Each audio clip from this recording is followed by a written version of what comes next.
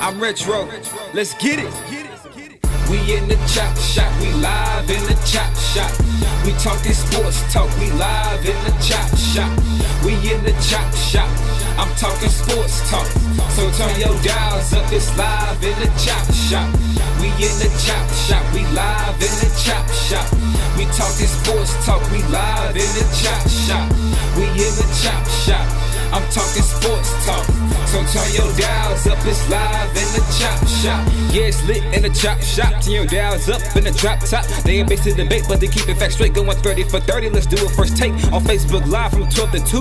Rob Hatter and Jim Hicks going back and forth like Carter Ray, Skip Bayless and Stephen Smith. From on the court, off the court, straight to the field. Not a man that steals, but I made it steal. To the octagon where I fight to kill. We go face to face, then you write your will. I don't play tennis, but I bring the racket. I'm on the floor, I attack the basket. Put you in the casket when I'm overlapping. Never showing mercy, cause I'm always snapping. Never showing mercy when I'm in the arena. Step into the ring, you see me as I beat him. Step into the court, I'm never backing down. Killing competition, I'm smacking down. Let me get back to the other stuff at the chop shop, cause they cutting up. It's retro, coming to you live to the chop shop. Now let's turn it up. Yeah, we in the chop shop, man. Shout out to Jim Hicks and Rob Hatter. You can catch the chop shop live from 12 to 2 on Facebook Live. Let's get it. We in the chop shop, we live in the chop shop. We talking sports talk, we live in the chop shop. We in the chop shop, I'm talking sports talk. So turn your dials up, it's live in the chop shop. We in the chop shop, we live in the chop shop. We talking sports talk, we live in the chop shop. We in the chop shop, I'm talking sports talk. So turn your dials up, it's live in the chop shop.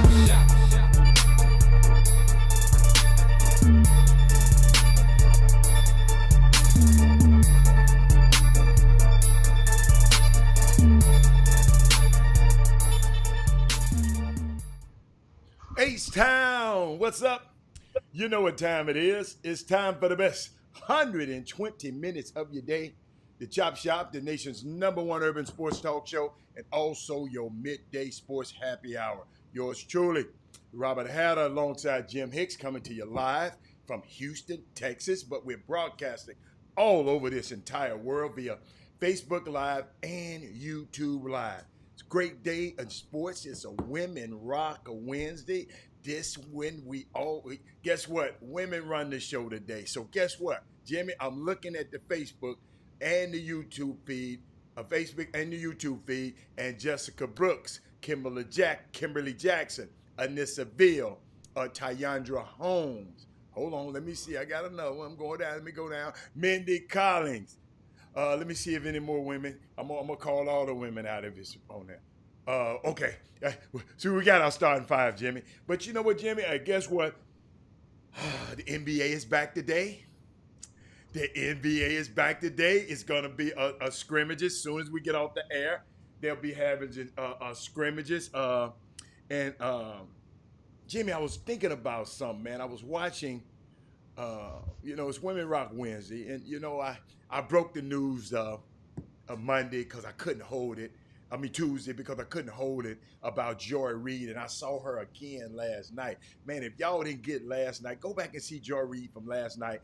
Her and Kamala Harris. She was hitting Kamala Harris with some heck of a question, and Kamala Harris was dodging and politicking around him, and it was unbelievable. But I got to share something with y'all, man.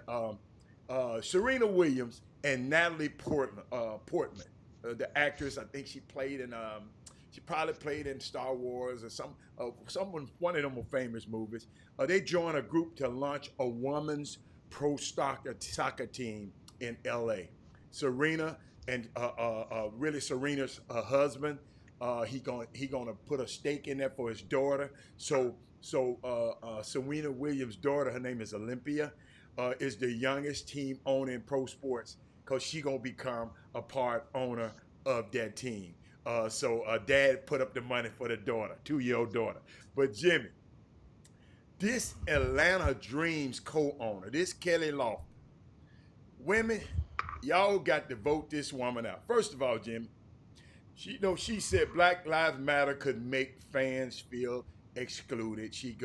you know, she went on and on. She doubled down. You know, this the same Kelly Loeffler now, who was up in front of the Senate Ethics Committee a few months back because they thought she had insider trading because she dumped some stock during the coronavirus thing, and she had knowledge of what's going on. So I think they cleared her, but you know what's happening. But she's doubling down, Jimmy, and the girls, the WNBA girls. What I would ask the women out there, if you were a WNBA player, would you boycott this lady? Or you remember the NBA was getting ready to shut it down on Donald Sterling. And she's not as bad as Donald Sterling, but I can imagine, Jimmy, you got to remember, she's a trumpet. She's a trumpet, you know, and she was not elected. I repeat, she was not elected to the Senate seat of Georgia. She was appointed by the governor of I'm gonna think of his name in a minute. It's pissing me off so much. The governor of Georgia, who stole the election from Abrams, from Abrams. So this is it's just it's unbelievable. We got like Jimmy said, we got to pay attention, y'all. It's a lot of stuff going on in this world, and I know we're in the sports realm, but this stuff affects us also. Look what happened. They have a mandate from the courts, a mandate from a power that be, and all of the summer basketball and all the basketball community is scrambling these last couple of days. Because of what? People in power made a decision that y'all wouldn't have made. If people in that sector, in the grassroots sector, there's a lot of these decisions y'all wouldn't have made. Now it's got y'all scrambling. So I think I was watching a movie one time. I think it's some movie. They said, man, if you want to be mixed up in something, be mixed up at the top. So you won't be down here scrambling at the bottom. We got to find and put our people in positions where we at the top so we know what's going to happen before it even happens. So, but, you know, that being said, I just wanted to talk about the Atlanta Dreams. If you was a player on that team, how would you react to your owner just keep coming out against Black Lives Matter? I just want to know that. But, Jimmy, what else you got today?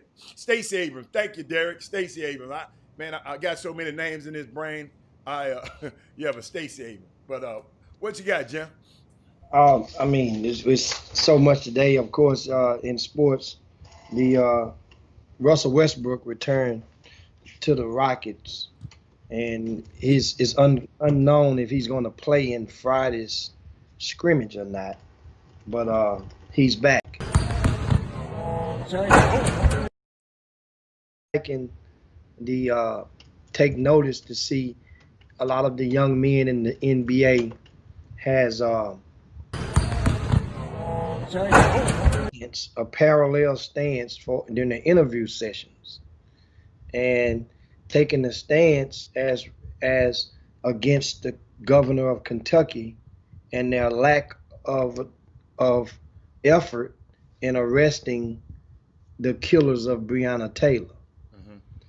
Oh, and you know, what's the young man from Flower Mound, Marcus Smart. Marcus Smart was one of the latest to join in the efforts of solidarity. Remember, these young people, as I mentioned the other day, and you know, we think back sometimes.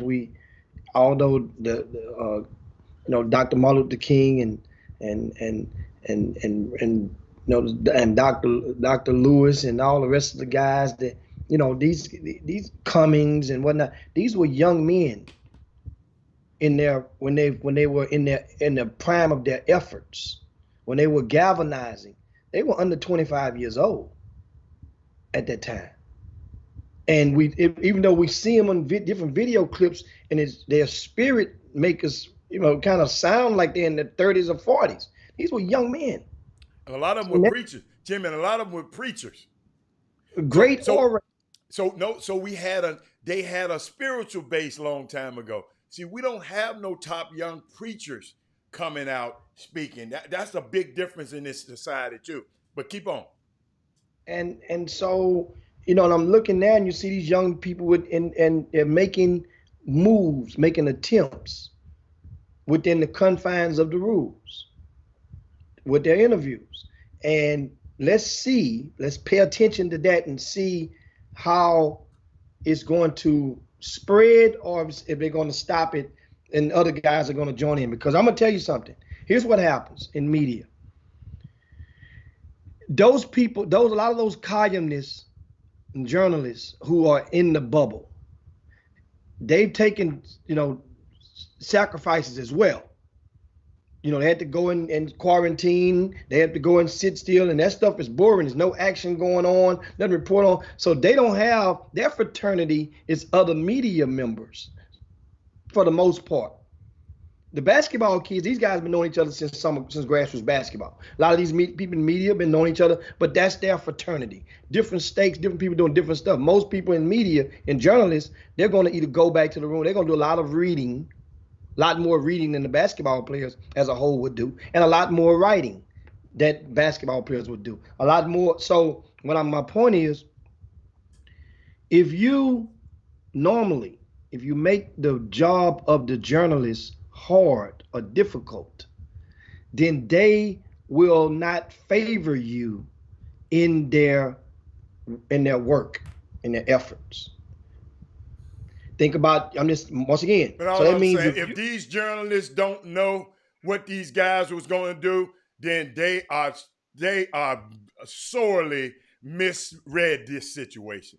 Because most of the guys, like Marcus Spears and Malika Andrews and those guys, Chris Hank, those guys, those guys expected this. Jimmy, they said they were going to use this as a platform. That's going to use this as a platform. Yes, they said that. Yeah, but then on the journalistic side, you probably were.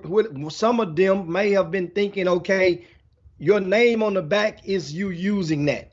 You see what I'm saying? You might have worn another T-shirt, or you might have been fighting the power or kneeling during the anthem. That's what some people may have meant or interpreted it. You to use this as your platform. Somebody having that on their back, okay? I'm just asking the question. What is that going to do? Even Black Lives Matter on the court. What does it do? What does that do? It makes the person that's watching to become consciously aware of that is taking place. So eventually, so you're saying that person who watching, that's going to be the first time that they are aware of this taking place. No, maybe the first time that you may even give it a concern or give it a time of day. So that means that means during a free throw shoot, if the camera is from up top or at a certain angle looking down and you can see it on the court while the guy is shooting the free throws. That means now, what are you normally doing? There's no people in the stands for the camera to beam, to get the beam on. So that means you're probably going to focus on that and say, and it may become, once again, bring you consciously aware. Understand something.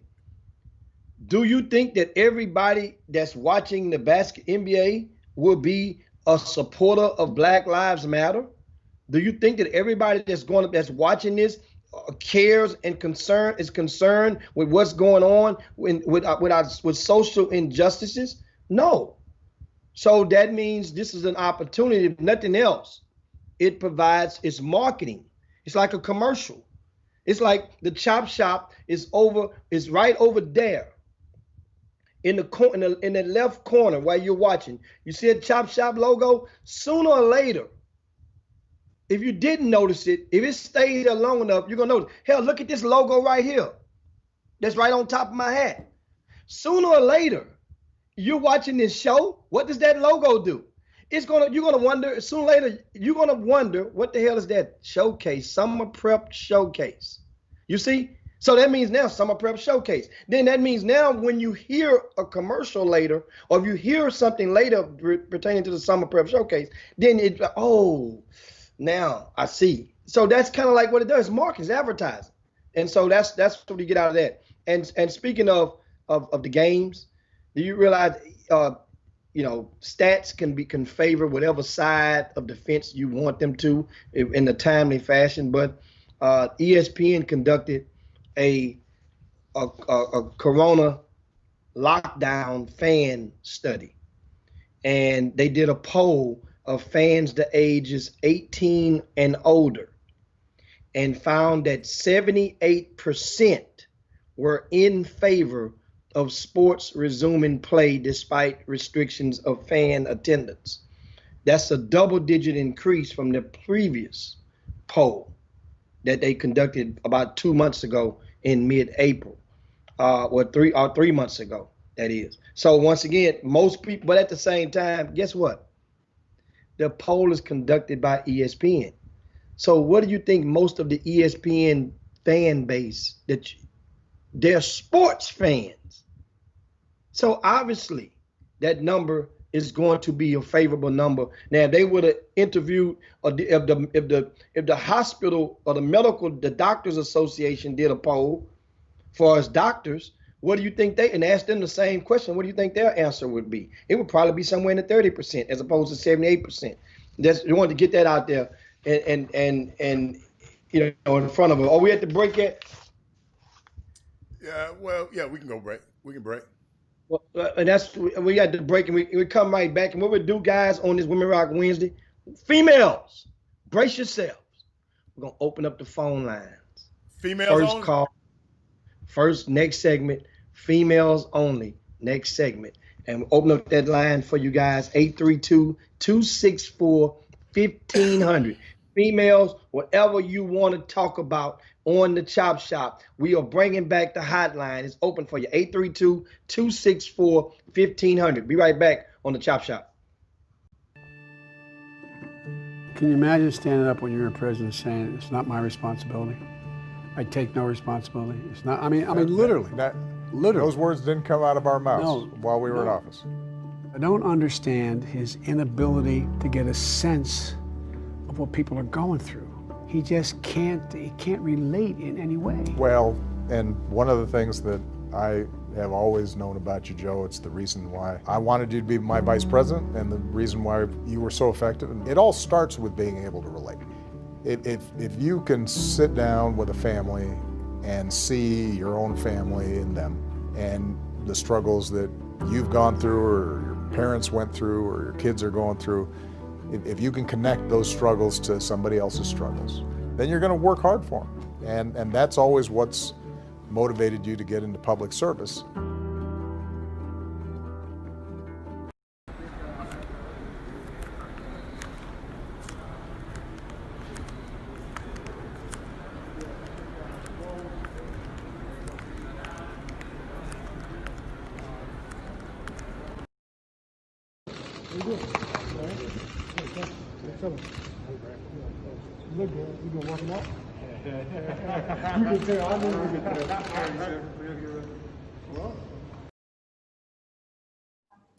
So Russell Westbrook, we saw, collaborated with the NBPA to create those social justice shirts for the players. I know that you showed your support via some social media accounts. I'm just wondering if those shirts are something players plan to wear during warmups, or if there is a plan for those, or if you'll be involved in any way. Nothing against the t-shirts, but we want to make sure that Daniel Cameron will arrest the cops and officers involved with Breonna Taylor's death. And that's all I got to say. Thanks, T. Let's go That's going to be my answer for every question. Fair enough. For Daniel Cameron to step up and to do what's right. And that's the only message I got today. I appreciate everybody. Thanks. Thanks, T.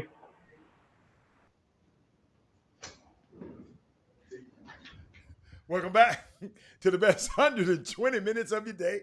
The Chop Shop, the nation's #1 urban sports talk show, and also your midday sports happy hour. Yours truly, Robert Hatter, alongside Jim Hicks, coming to you live from Houston, Texas. Jimmy, it was interesting.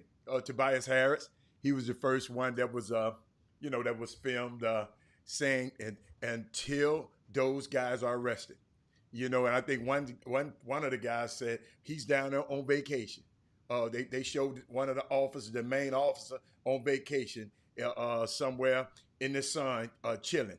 And so they just not going to have that right now. So what else we got, Jimmy? So we talking about women. So what let me, I got to get a women the number, right? Yes. You going to open the phone line for women? 264-1500, 832-264-1500. And that's the hotline for females only this segment to whatever you want to talk about. I see Mindy mentioned about the Astros and you know, she says, did you see all them Astro players get hit yesterday? I know the commentators say it wasn't intentional, but I don't know. Is it going to be a long, short season for them Stros? Yes. And, you know, opening day is this weekend. The Astros, I think they're taking on Seattle Mariners. And Altuve left yesterday's game with a leg contusion, but they're expecting him to possibly be back for the opening day. Dusty Baker, this is his debut. I'm down with Dusty Baker. Remember, I told you guys, any manager that put a toothpick and let that toothpick sit on that bottom lip and he can still talk and the toothpick don't fall out, that's my type of manager right there.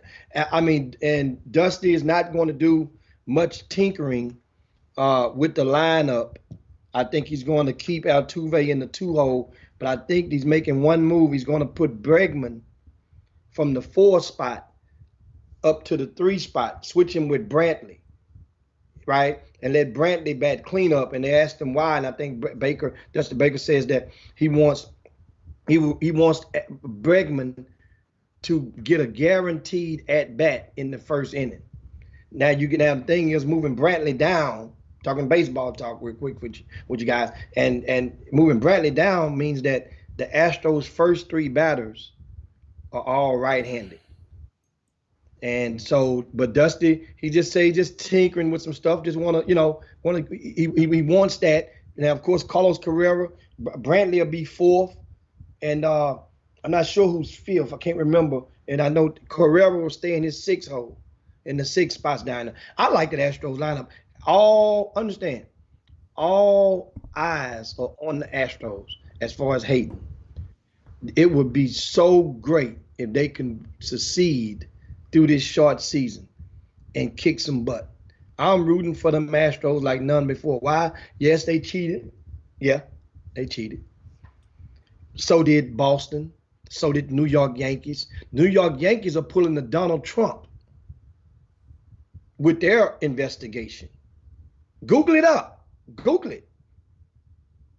And you think I'm joking? They have some sealed documents that they are fighting like hell to keep sealed for their investigation. They don't want them things to come open. There's nothing in the world. But once again, shout out to, I see Anissa Seville is on the line, right? I mean, in the boom boom room right now. All right? Shout out to Anissa. Heather.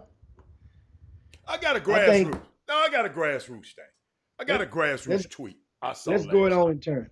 I got to go. Somebody said this. They said, y'all check this now. Y'all help me right. They said social media is a real headache in grassroots basketball. Daryl and Rick Wilmore, they said, we have players with 50,000 plus on social media followers, but really not that skilled. Some players turn into fans rather than competitors. High school players, whether watch basketball or know their opponents, they're all bros doing games. What y'all think about that? They're all brothers doing the game. That's what happens? Is that at what level you talking grassroots? It's high school. It's high school players. High school, grassroots basketball. Then he said high school players rarely watch basketball or know their opponents. They're all brothers doing the game. I mean, that's just something to throw out there. Just something to throw out there. But it ain't for you. I think that this is not anything new. We know that it's a different generation. A lot of these kids are cut from a different cloth. But 50,000 followers and not that skilled, that's what really got me. Oh, I thought you were talking about being the friends But part. Now, not the 50,000 skill followers part. without being skilled, I wanted to, you But know, it I don't don't take, tweet people back. I like to know who that guy is. it necessarily don't take skills to have 50,000 followers. You've had people. It takes a mixtape or a highlight, or two, or three, and to go and do that. Remember, you had a kid named Seven Woods from North Carolina about 5 years ago, that blew up, and absolutely blew up the internet with his dunks. He get to college, you guys forgot about him. He was at North Carolina, got buried, ended up transferring. I think he transferred last year. Forgot what school the Seven Woods transferred to. But I mean, that's just how it is. We had understand the young man from Atascocita High School who played in the shadows of Carson Edwards. His name was Greg Shedd. Greg Shedd had about 50,000 followers. Jim, that was after he got out of high school, Jim. When he No, started no, no. taking his shirt out and started rapping. That was during his 12th grade season. Oh, okay. Yeah. He wasn't skilled? He had skills, though. Well, I mean, not at the level or the layer that, remember, at that time, now Greg Shedd thought he was Carson Edwards and thought Carson Edwards should have been second fiddle. I mean, just between me and you. But we talking about skill. We talking about. Hey, between me and you and 50,000 more people who gonna see this. Between all of us, and understand. And so it's. I don't think. I mean, today's society, it doesn't take skill. You cannot be skilled and still get an abundance of followers. You really can, and it just that it's the sign of it's the times that we live in. It really is. And what else? You was about to bring up something. What was you about to bring up? Well, I mean, I was reminding people that I mentioned the Houston Rockets a while ago. I didn't realize the Rockets filed a claim, an insurance claim, for all of the events that were missed or canceled from the Toyota Center this year due to the pandemic. I think it's approximately 29 events that were canceled. The Rockets, they filed a lawsuit against Affiliated FM Insurance Company, which is located in Connecticut, for a breach of contract by refusing to honor a policy that provides a maximum of $412 million in coverage, for which the Houston Rockets paid $790,000 for in premiums, and that claim was denied. And so the world of insurance, and I'm just saying, pay attention to that, because if that goes through, then don't you think every other team in the NBA is going to try to cash in on the same on policies that they have? Every team don't own the arena. Every team don't. Yes. But the do. Yeah. The ones that will be certainly trying to cash in. And Coach Woods talking about dunking's not a skill. I say, hey, you can't do them dunks. I don't care how above your rim. You weren't dunking like Seven Woods. You know, I think dunking is a skill, because a lot of us can't do it. I can't do it. Dunking is a skill, Jimmy. I don't care what nobody said to me. I think dunking is a skill. Everybody can't do it. Mindy can't do it. Jeremy probably can't do it. The other Jeremy probably can't do it. I'm talking about the way these guys are doing. So guess what? You got to be able to, hold on, Jimmy. To all of you, hold on. I love it. Ken Lutz, I don't listen to what you say no way. But Jimmy, if it's not a skill, when coaches recruit it, they say it's a skill. To be able to, the athleticism is a skill. They said athleticism. Okay. Y'all, come on, man. Dunking is a skill. Everybody can't do it. Marcus Ebo, everybody can't do it. I saw a dude do some stuff and whoop behind his back and dunk that thing. That's a skill. Just because you can't do it, I mean, if you want to belittle somebody else's skill, hold up, it's just not the only skill in basketball, but it is a skill. I think it's a skill. That's just me. I know I can't do none of them dunks. And guess what? 99.9% of all of us on that feed right now can't do it. So guess what? It's all right. It's all right. What else you got, Jimmy? And I was just thinking, I'm reading it on the Boom Room, and Jeremy Davis say Hicks, Greg Shedd could play, and both of them needed each other with that team. Uh-oh, I didn't say he could start him. I didn't say he couldn't play. Now, yes, he could play. He was Carson Edwards. He thought he was Carson. Yes, he wasn't Carson Edwards. Right. And they say he couldn't play. Not one time. Don't y'all go there and take that there. I'm saying that Greg Shedd, when he was in the 12th grade, a lot of his focus was on, he was doing some stuff, off the court. He was being what they call now an influencer, social media influencer. And so he had a lot of little girls following, take the shirt off, him and another guy, and they made videos. And actually, he had got enough followers where he was actually getting a check. He got paid for posting videos. Jimmy, they just made me think of something. If it's not a skill, why do you call a kid a below the rim guard? Or above the rim finisher? Or below? If it's not a skill, why? Hold on, Jimmy. They call certain guy, he's a below the rim guy, a guard. That means he don't have that skill of being able to go above the rim. So come on, man. We gotta take a break soon, Jimmy. But come on, man. Yeah. I got this. Come on, man. I got this, Ken Lutz. Keep going. I like it when the women talking today. Get what the women ain't. Get what they ain't doing. They ain't called in. The numbers on the screen. But they ain't work. They might not want to get in trouble at work. Folks ain't at work, man. All you got to do, listen, females, go to the restroom and you call us next segment, because we're not taking no calls from no guys. No, sir. Until the females call in. And Akeisha Stewart said Greg was a point guard, Carson was a shooting guard. Get what Carson got to be right now. But that's why I just got quiet. I know. He better be. If y'all he can't shoot. If y'all keep letting these workout guys and the trainers trick you into these positions, the coaches at each level up can care less what position you call yourself.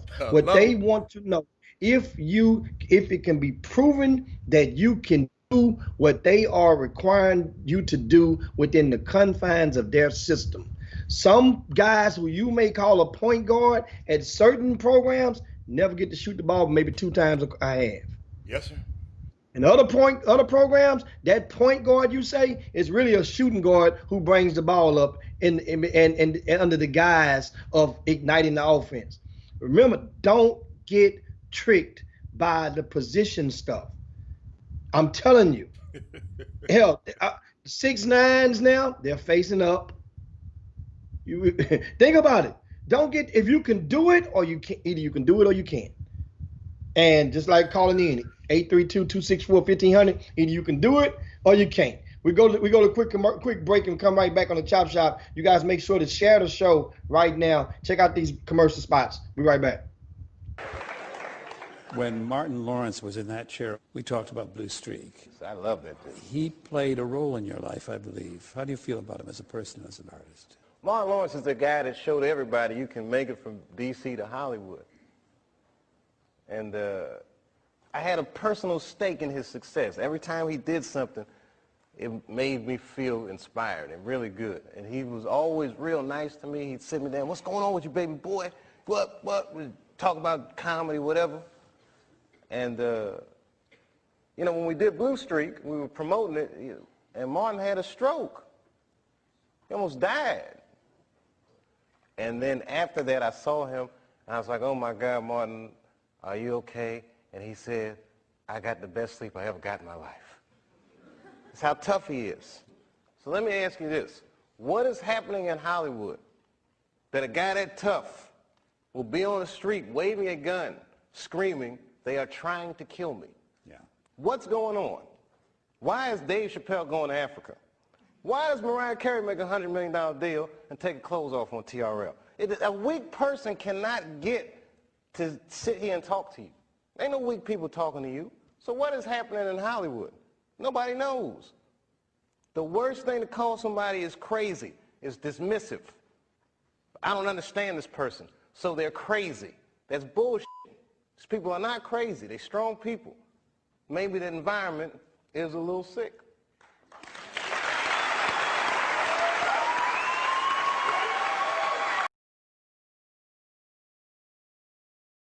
Welcome back to the best 120 minutes of your day, the Chop Shop, the nation's #1 urban sports talk show, and also your midday sports happy hour. Yours truly, Robert Hatter, Jim Hicks. Jimmy, when we were going off the air, Latrice Hughes, another woman that popped on the screen.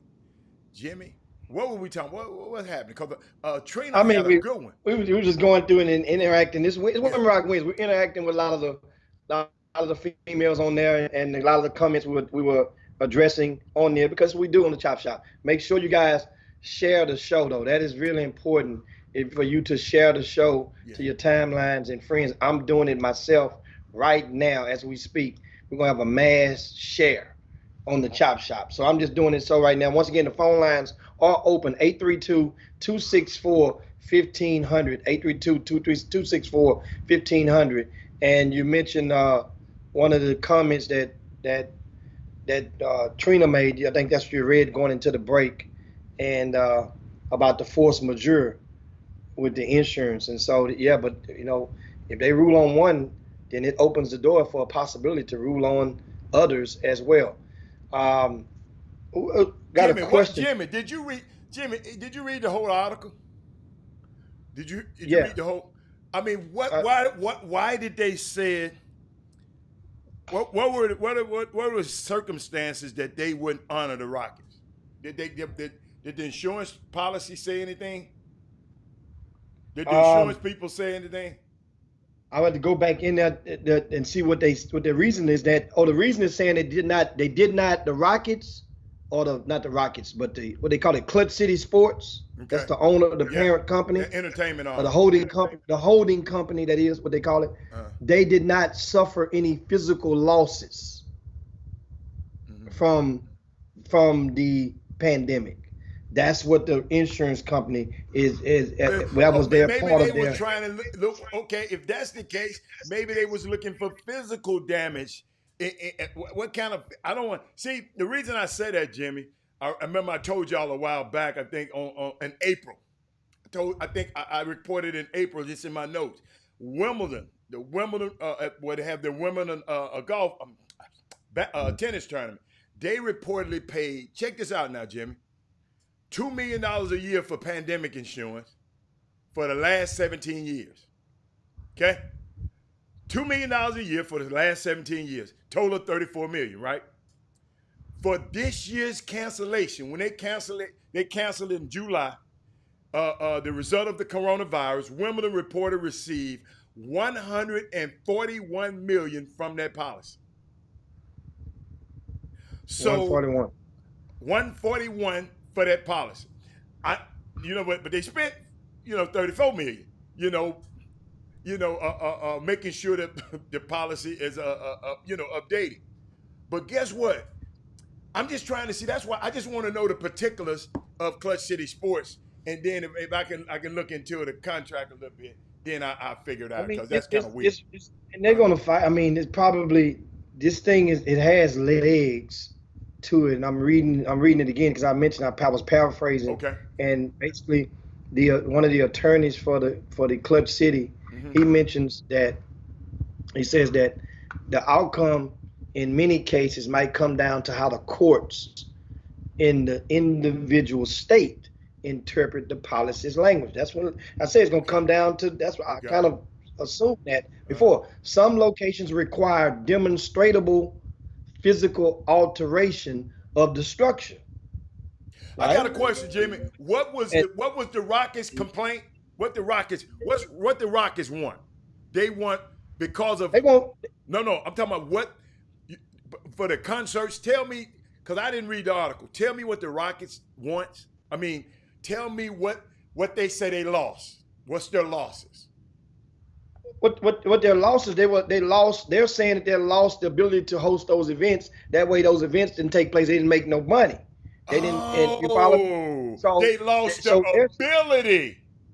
Yes. Okay. But so the people are saying no physical damage, kind of like you get a Lords of London personal body injury policy. That means if you hurt your knee, you can't go and you lose your ability to go and make a professional living. Well, that's kind of like, so they're saying you didn't have no physical alteration to the structure. So Wimbledon was already sold out. So they had I got you. They had one event and it was already sold out. So they had physical evidence that this gonna hurt the rest of their money. If this amount of people, I see what if this amount of people was gonna be there and sold out, I could have made this. And I could have made okay. So the Rockets can't say that because I got you. Okay. Well, they trying to say that. The insurance company saying that. But if they hold up, if they have evidence that, if they have evidence that some of these concerts or whatever were already paid for and sold out, then they might have an argument. It's crazy, man. I'm gonna figure it out, though. I promise. We'll pay attention. We'll pay attention to see how this thing goes. And meanwhile, we'll go right to the phone lines and we welcome our first caller on the Boom Boom Room. Welcome to the Chop Shop. Who's calling? Kimberly Jackson. Kimberly Jackson. What's going on? Kimberly, welcome to the Chop Shop. Jimmy, turn your volume up, Jimmy. I can't hear Miss Kimberly.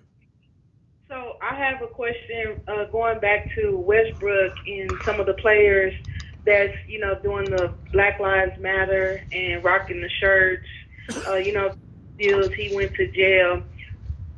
Are they going to be able to give everything up, protesting what they believe in? Take, for example, Nick Cannon. He said everything right, but then he went back and apologized for it, and they took everything from him. Are they going to keep it up, and are they ready to give everything up? That's my question. Are you talking about the players or the entertainers? Right, players, entertainers, anybody on the platform. I got Nick Cannon platform, and he said everything right.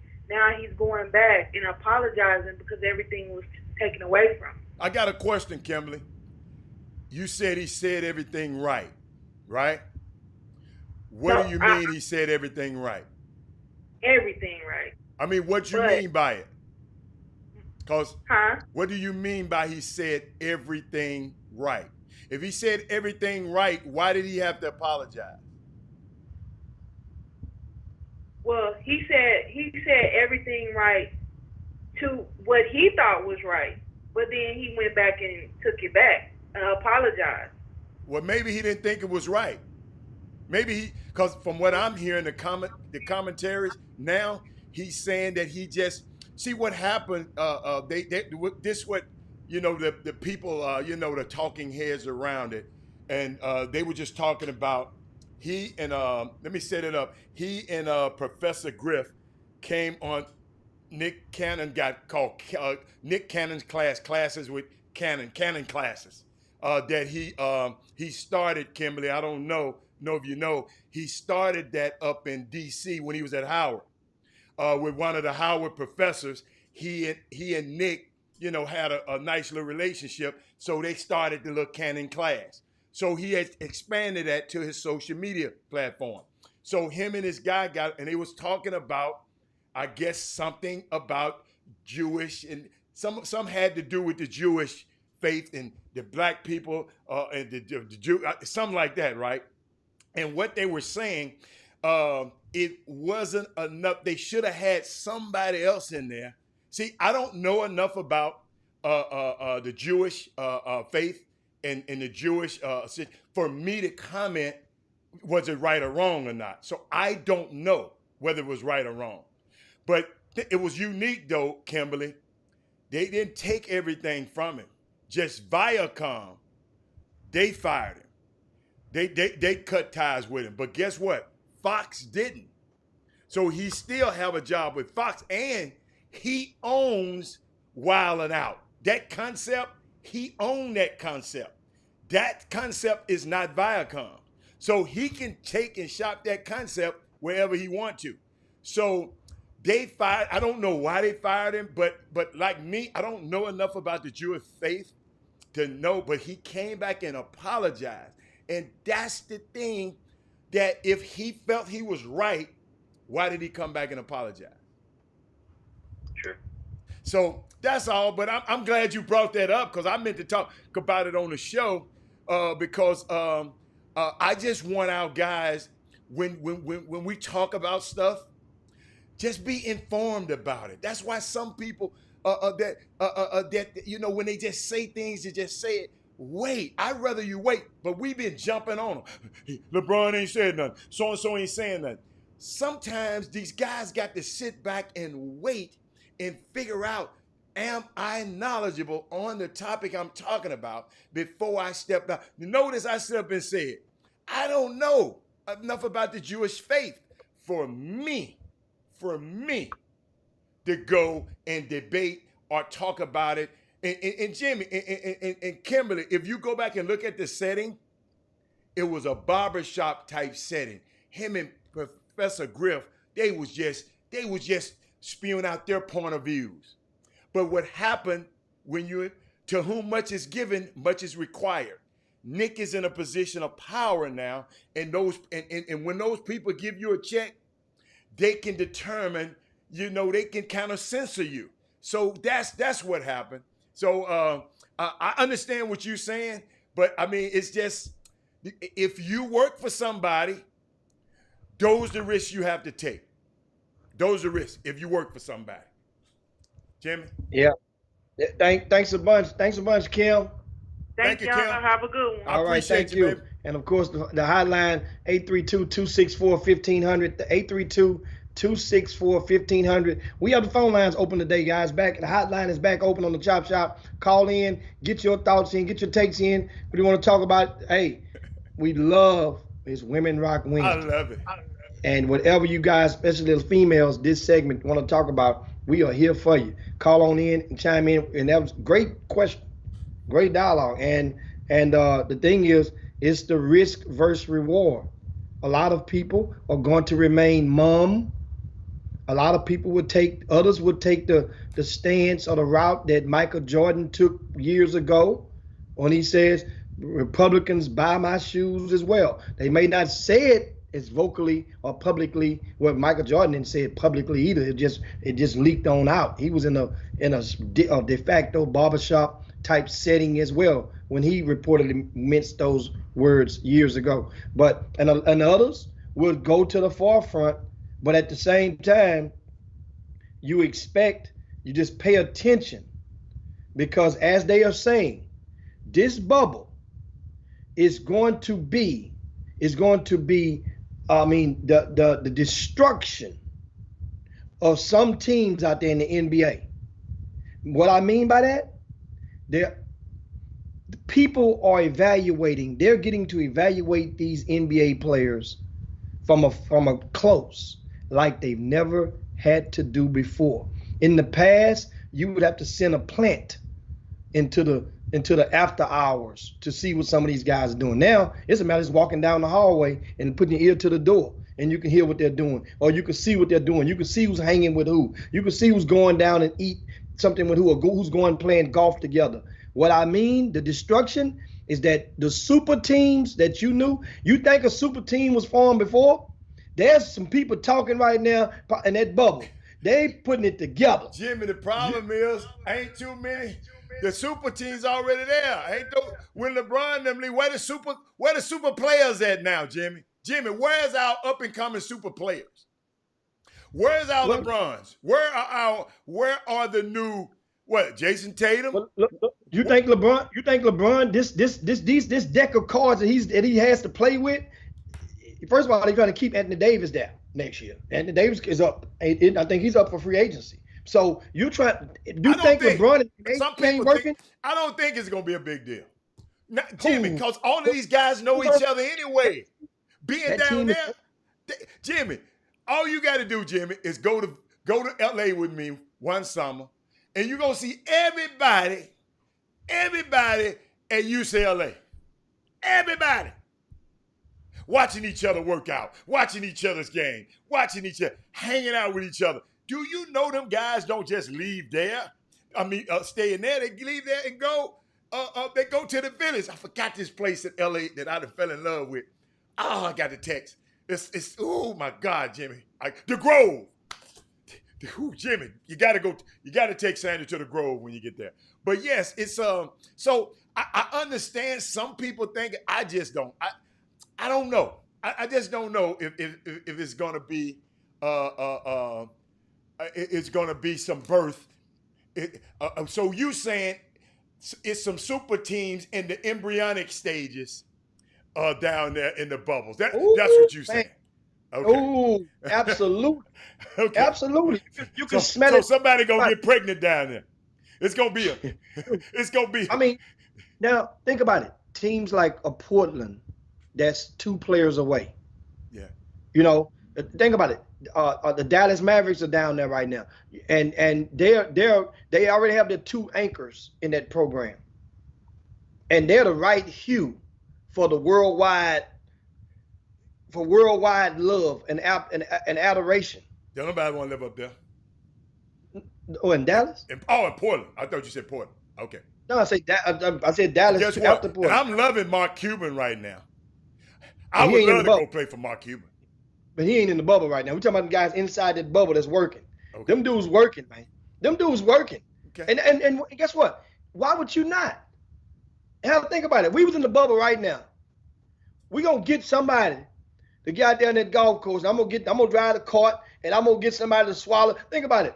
You have guys now that's doing all type of crazy stuff and shotgunning beer cans and everything else.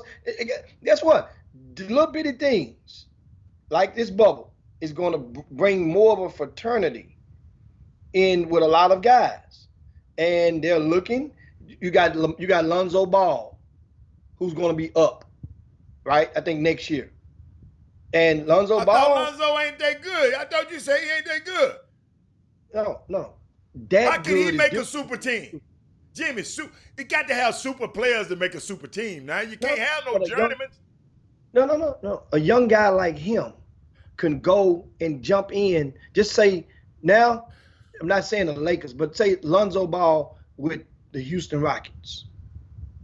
The way that they're running, the way that they get out and run. Lonzo Ball with this. Guess what? The shot is improving, Hatter. They went and rebuilt the motor. The shot is improving. What? Look at this. Lonzo ain't gonna be able to play on this team.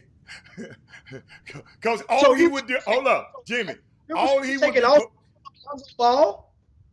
be asked to do is sit your little butt in that corner until them two monsters get through doing what they doing. So that's not a good fit. That's not a good fit for Lonzo. I'm telling you now. So then you sour on Alonzo. Think about it. Teams. No, Jimmy. He one of my nephews. I just don't want him here with the Rockets. No, not with the Rockets. But I'm just saying he's not the super. Think about it, Jimmy. A lot of these guys, Jason Tatum is the only guy came out of there that's in the all-pro talk right now. And see, my thing is you were talking about super team. Well, I mean, super teams, yes, I'm talking about there's going to be some form, but there's teams that are on the cusp. And that don't mean you're going to win the championship, but you get that one player or those 2 players, say Memphis Grizzlies. Memphis have their core of 2 young guys that are both like 22 years old. Yeah.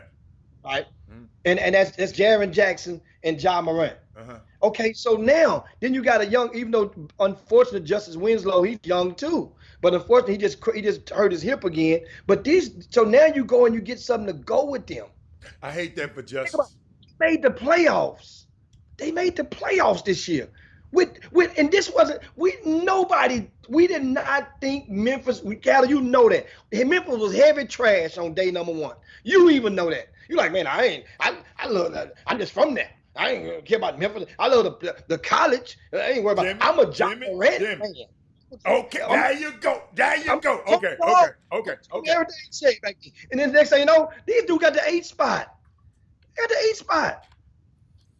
Man, what's up with these? Hold up. What's up with these players just leaving the bubble? Patrick Beverly, your homeboy, just left. But you find out what happened. He says family or personal issues. Hold on. Let me check this out. Montrezl Harrell left. Same team. What the hell them dudes doing out there, man? They doing too much. They didn't get their hell, Jimmy. Hey. I bet you got to do with a girl. I bet you it's got to do with a girl.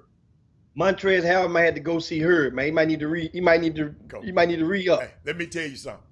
From what I hear, they ain't having no problems down there. Jimmy, I learned a new term.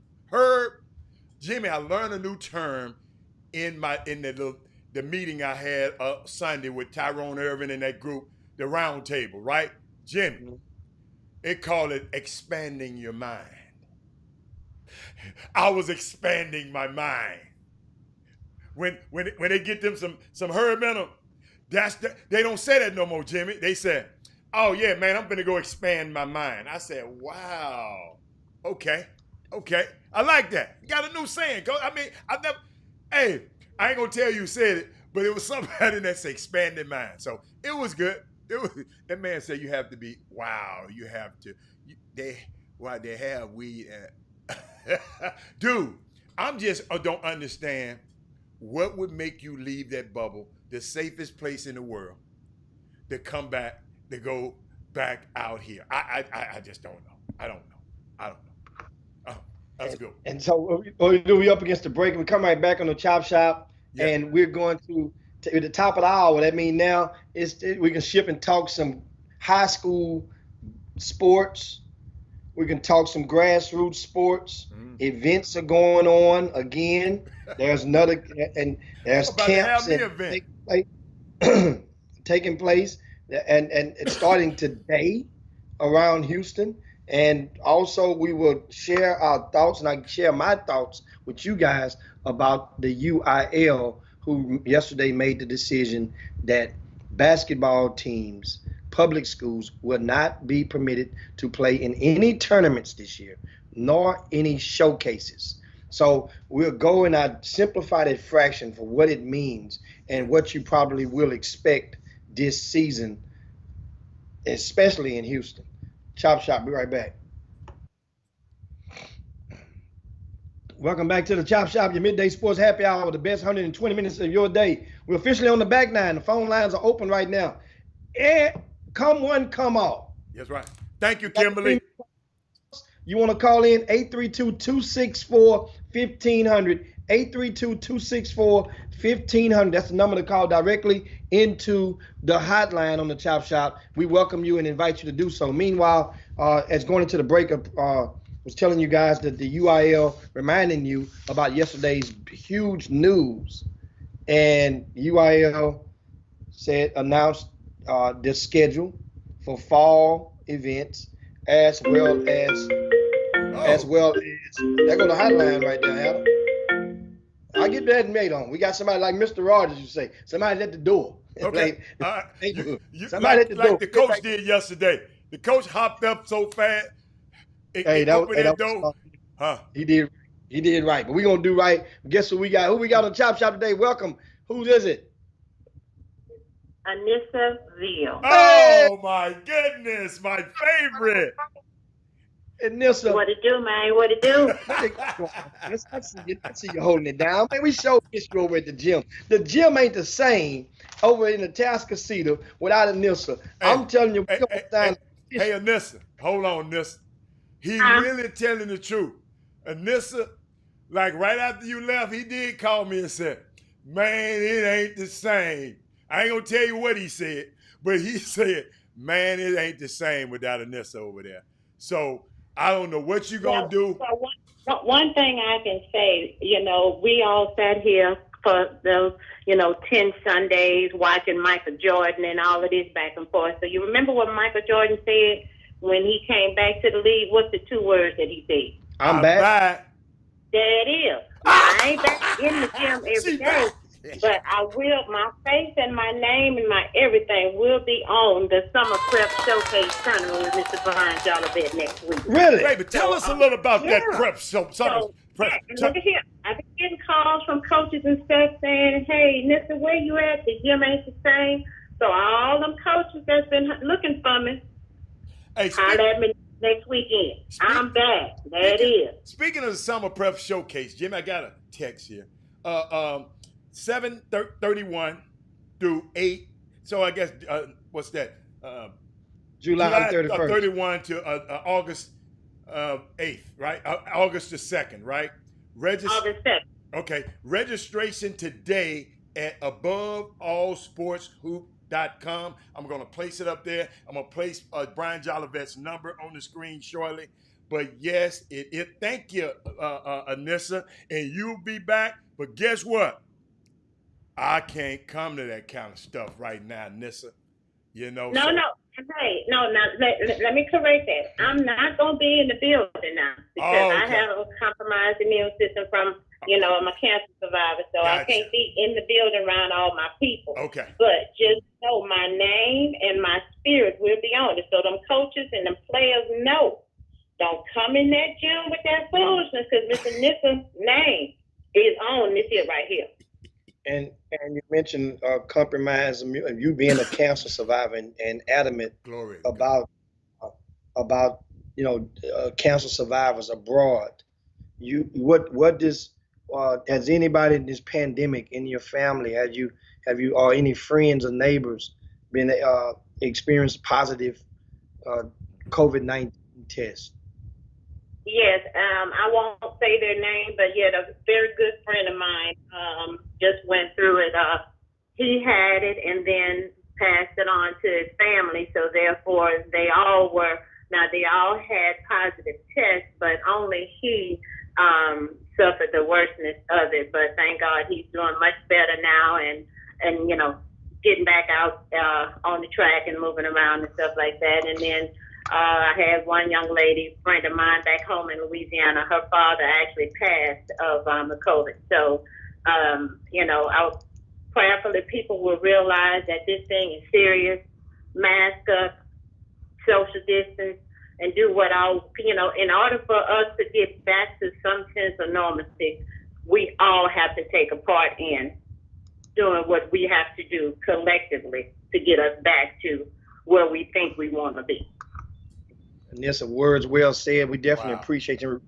We are rooting for you every step of the way. Thanks so much, Anissa, on Women Rock Wednesday. Thank you so much for chopping it up with us on the Chop Shop. You made my day. No problem. And let's just remember, we rock today and we rock when? Every day. All right.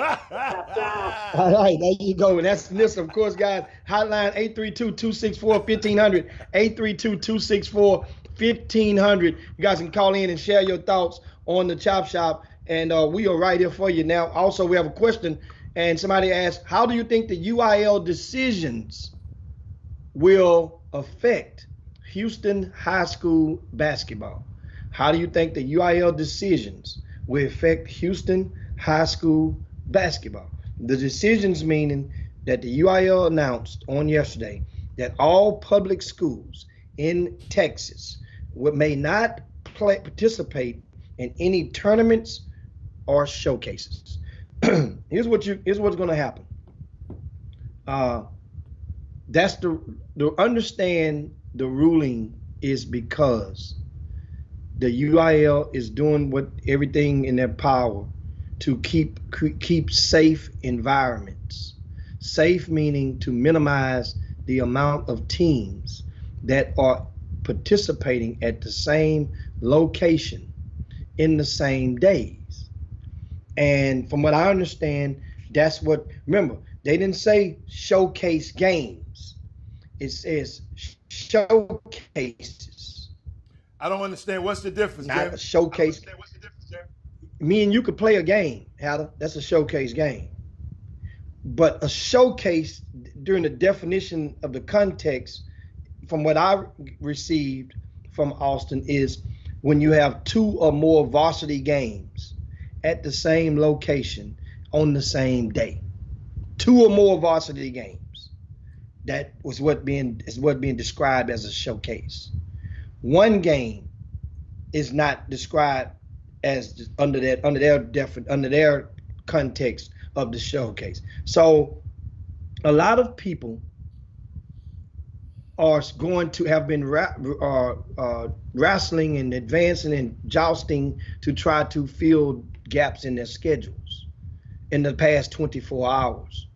And a lot of coaches, what I did personally, because of course the season opener, many of you guys sending emails and texts, what are you going to do? What are you going to do? What do you mean what are you going to do? There's no season opener this year.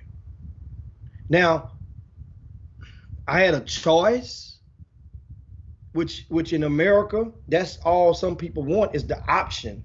I had a choice, and that is either I could have proceeded with the season opener and cancel the Hoops Giving Classic, or keep the Hoops Giving Classic and cancel the season opener. Once I realized and I thought about it, I had already hit the ground running yesterday by helping a lot of the teams that were playing in the season opener. A lot of teams knew their opponent, a lot of teams didn't. The ones who knew their opponents and who didn't, and I let them know, hey, you were going to play this school. So one game yesterday that 2 teams who didn't know they were going to play each other, and that was Westbury Christian and Hightower. I had those 2 teams pegged to play each other in the season opener. And so I informed both on yesterday, so right after the news came out, and I say, well, what I'm suggesting is that for each school, y'all get together and y'all can have this game at your place, or I will help you find another opponent, because there's enough. You're talking about 16 teams, 8 games were going to be played there. Now, sure enough, Westbury Christian and Hightower, ironically, both coaches, both of these schools, first of all, guys, in case you didn't know, they swapped players in the past 2 years. Starters. 2 years ago, a starter from a Hightower transferred to Westbury Christian. This year, a starter from Westbury Christian has transferred to Hightower. Both coaches worked the Southwest Exposure Camp. Wait a minute, I missed that. Yes.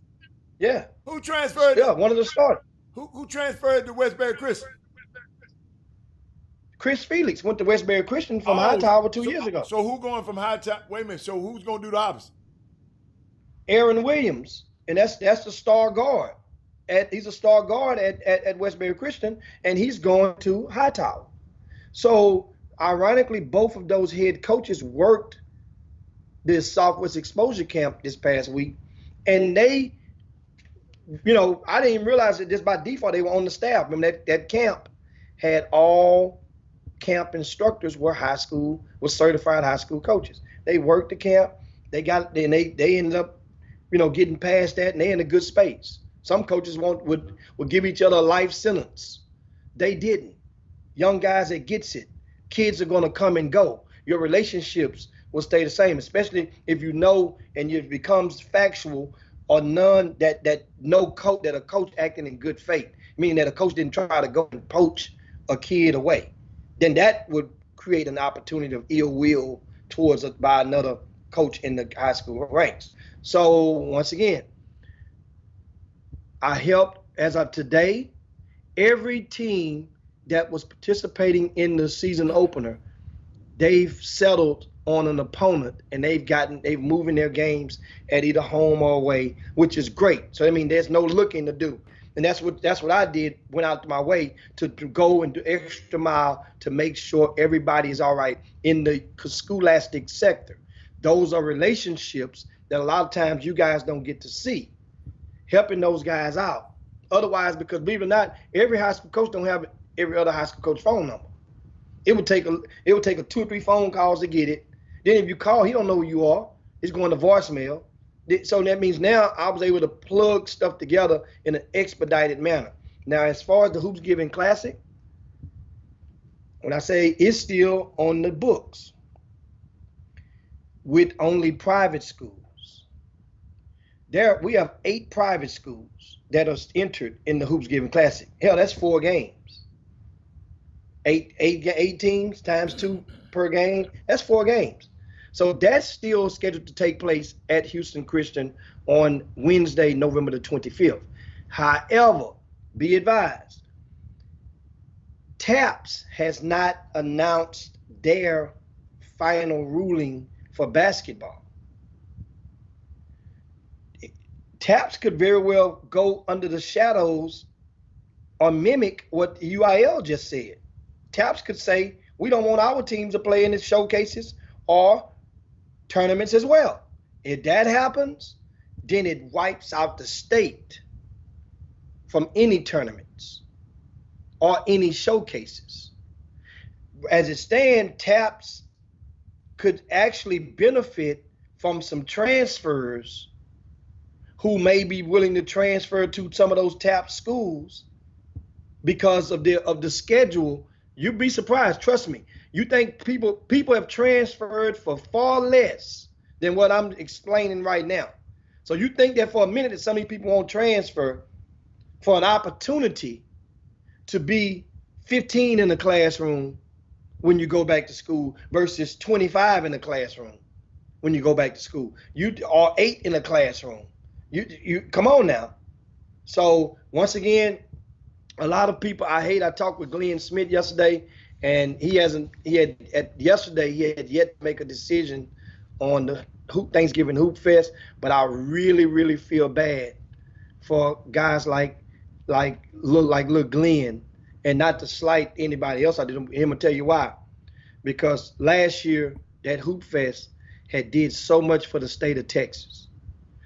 All eyes were on had focused on. Remember, that event fielded the largest crowd for a regular season basketball game in the history of Texas basketball.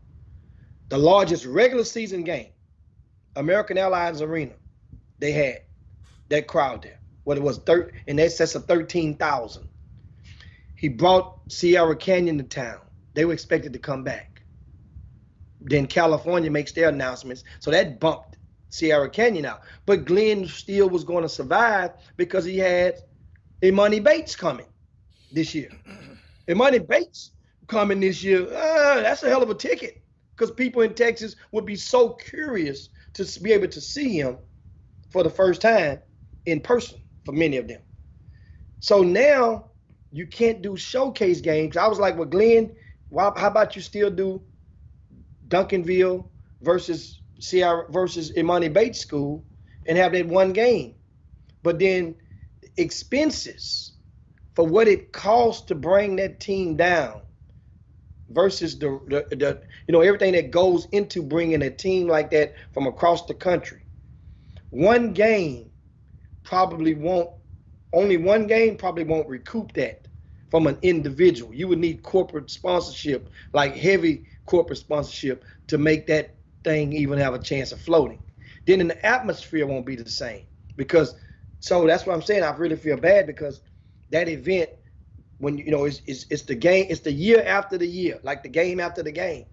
Out of this year would have been another home run for the Thanksgiving Hoop Fest, which indirectly it helps events like Rick Nelson with his event that was at the Episcopal High School at the same time, because everybody can't get into the Thanksgiving Hoop Fest. So as a result, Rick Nelson saw his event spike upward this year or this past year. And that's the trickle down effect. And so now, meanwhile, to a lot of people out there, I just want to let you guys know, for those that are whispering the black whites, everything is not, the reason behind everything is not black and white. The reason behind a lot of decisions, and most decisions, are green, which is money. Safety in this thing. So therefore, I understand most of the event operators in Houston and Dallas, most event operators for scholastic events are of color. Most tournament operators for scholastic events, meaning that it's under the guise of a school district, but the person is actually doing the work. Most of them are white. They hurt the whites and the blacks alike with the decision. This was not a target on a Glenn It's a Smith. pandemic. It's a pandemic situation. I mean, Yeah. it wouldn't have stopped it if it wasn't for the pandemic. I mean, if people wishing about that, then it's not. They just not tuned. It's just, man. It's a different situation, man. And this had never happened, y'all. So it's unique. We just got to get through it. We just got to get through it, man. So, but I'm we glad up we against got the that break. information. We up against the break now, and we come right back. We had some. No, we had a few more minutes, but no, we can go and break right quick. Yeah, Cause yeah. something going on with and Facebook. we'll come right back, guys. You guys hang right there, and we'll be back on the Chop Shop. Let me play that one again. Oh, What did happen? I'll tell you when we get off there. Jimmy, I meant to show you this. You wasn't on the air this day. Let me share this with everybody today too. Hello, my name is Gemma, and I just wanted to thank the Chop Shop for allowing me to join their live and for giving me their time to tell them how much this means to me and how much this benefits me about my back and about how many donations and how much the donations mean to me. And thank you for the viewers and members and everybody that's watching this for the donations. I really am grateful for that, and thank you.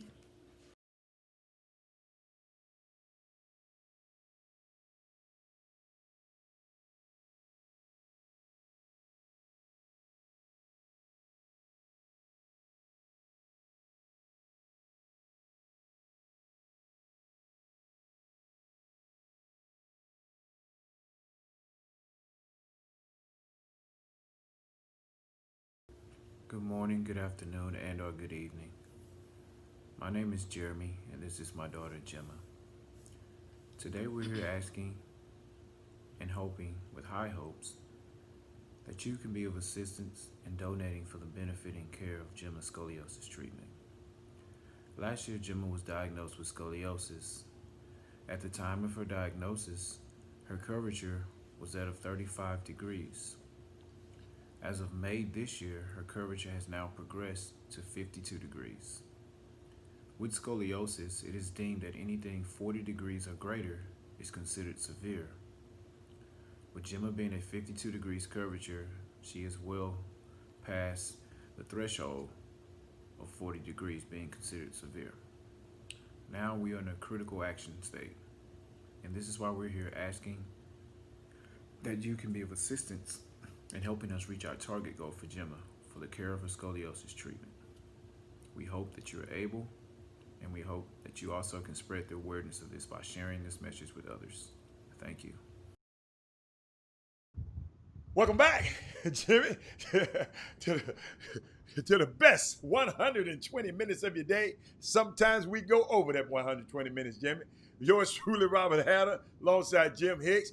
Jimmy, I thank you so much for giving us an overview of what's going on in grassroots basketball. It's just unique. So it's just from what I'm looking at, Jimmy, from they just don't want a lot of people in the building at one time.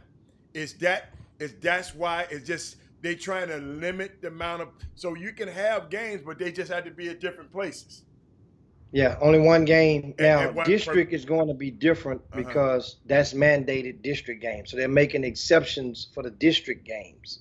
And those district games, remember, all of the teams are coming on one bus together. So, which is, but at the same time, at least you can track it better. Oh, you talking about the three? You talking about the three? Got the 3 teams. The 3 teams. Okay.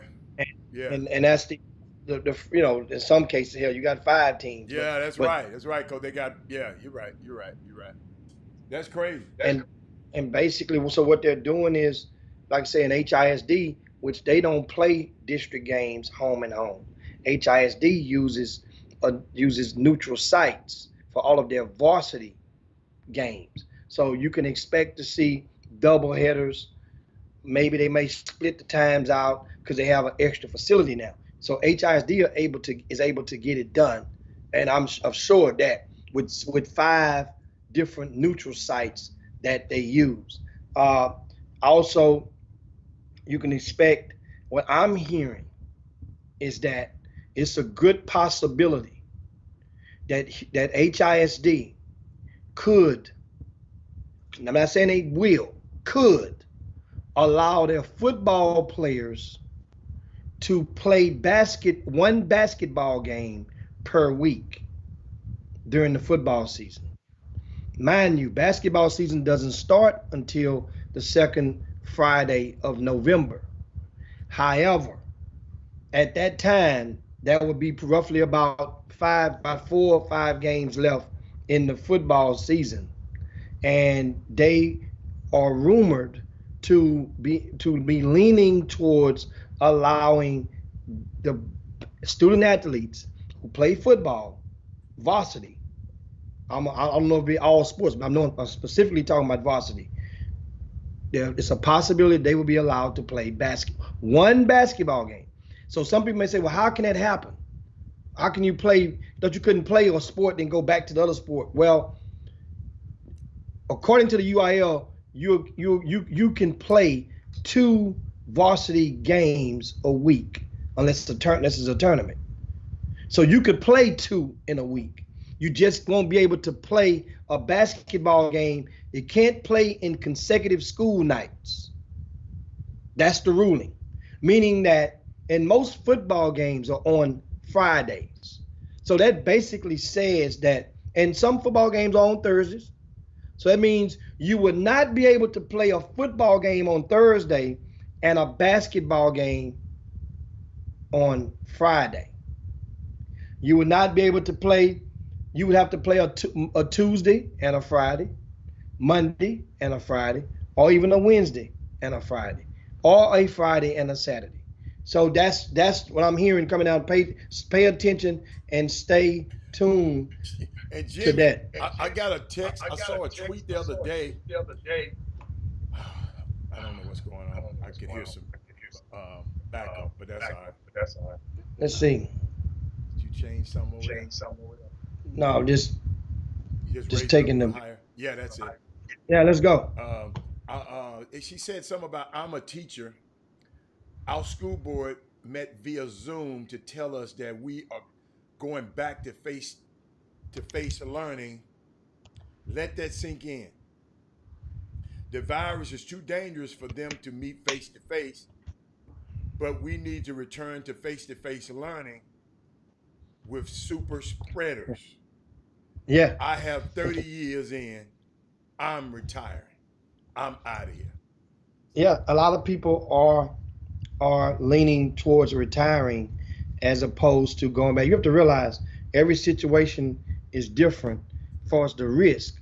And as we just had Anissa Seville called in a last segment, she has a compromised immune system, a compromised respiratory by being a cancer survivor. So every teacher that comes out with a statement, that's their medical right to not disclose what their ailments are to you, or to us. Everybody has situations, and you start looking at it as a family, or do you want to risk that? Because understand, the odds are, if you get a positive test, the odds are that you will not die right now. But if you have a compromised immune system, those odds greatly increase. I don't know what the numbers are, but I know they greatly increase if you have a pre-existing condition. So, I'm not, if a person don't want to, and that's the thing. Think about it. The TEA and a lot of these boards, a lot of these teachers and the teachers associations, they're meeting via Zoom, right? They're meeting via Zoom. They won't even meet face to face. And they know, they are expected to know if they got to sneeze, what to not do, or how to sneeze properly, or how to cough properly, as opposed to these young people. You're going to be thrust into the hallways with these students who, do you really expect to actually know the right from wrong? Well, but I guess, let me back up. Do you really expect them to understand the why of the right to wrong? That's the magic question. Kids know right from wrong, but a lot of the times they don't understand the why you shouldn't do it as a whole, as a conglomerate of the student body. So more power to the teachers out there. And this is, understand, think about it, Heather. If you're a teacher and somebody in your class or even the teacher tests positive, what substitute teacher in the right mind gonna take that assignment tomorrow? Who gonna come in? Who gonna come? Who? Great point. Great point. What sub is gonna take a class because the teacher calling in sick and she gonna do a long-term or a short-term absence? This is inevitable. So once again, a lot of the stuff that's going on with the sports and the schedules and the high schools starting here, starting there, it might be so much furniture moved around to that. We just talk, a lot of stuff we talking about is mute. So it's now, a fluid situation. So the situation just might change. What if COVID? What if the COVID? What if we for these next 2 or 3? What if the COVID go? We can curb it and stop it and slow it down again like they're doing overseas. What happens then? Well, that's the thing. What happens then is they're not going to go back. You still won't be able to play no tournaments because now you'd have made people, you'd allow people by making the announcement, you've allowed them to adjust their schedules. Yeah. They won't be able to adjust their schedules. Right. You see the thing now? So that means by making that decision this far in advance, but see, that's the risk. That's the risk that you've taken. But you they can't have go back. to make a decision. At least they making a decision. We got people in higher office that ain't doing nothing and blaming everybody. And blaming everybody. Not one time has this I don't want to make it political, but I got to. This administration said they're to blame. They blame everybody but themselves. It's unbelievable. So these people just saying, man, let's get out in front of this. This thing is not look good. Because these people in Texas are not going to listen. And then Darryl Barnes said, what he said, take it one step further. If the teacher Jimmy, I would like for whoever was on Facebook, call in. I want to know what happened on Facebook. Call in and tell us what's going on Facebook. Yes, something happened. That's one of the reasons we streaming on 2 platforms. Yeah. So you can just go over to the. But Jimmy, it's still streaming. I think it's still streaming because it's streaming on all of my sets. It's still streaming. They just can't comment or something. They're paralyzed. Virtual. It's a virtual paralysis. They can call in though. Yeah, they can call in, but I mean, virtually paralyzed. And far as commenting. Wait a minute. What yours doing now? No, I was just looking at a news release. Okay. That there was a number of labs in Florida that were reportedly busted for reporting inflated COVID positives and not reporting the negatives.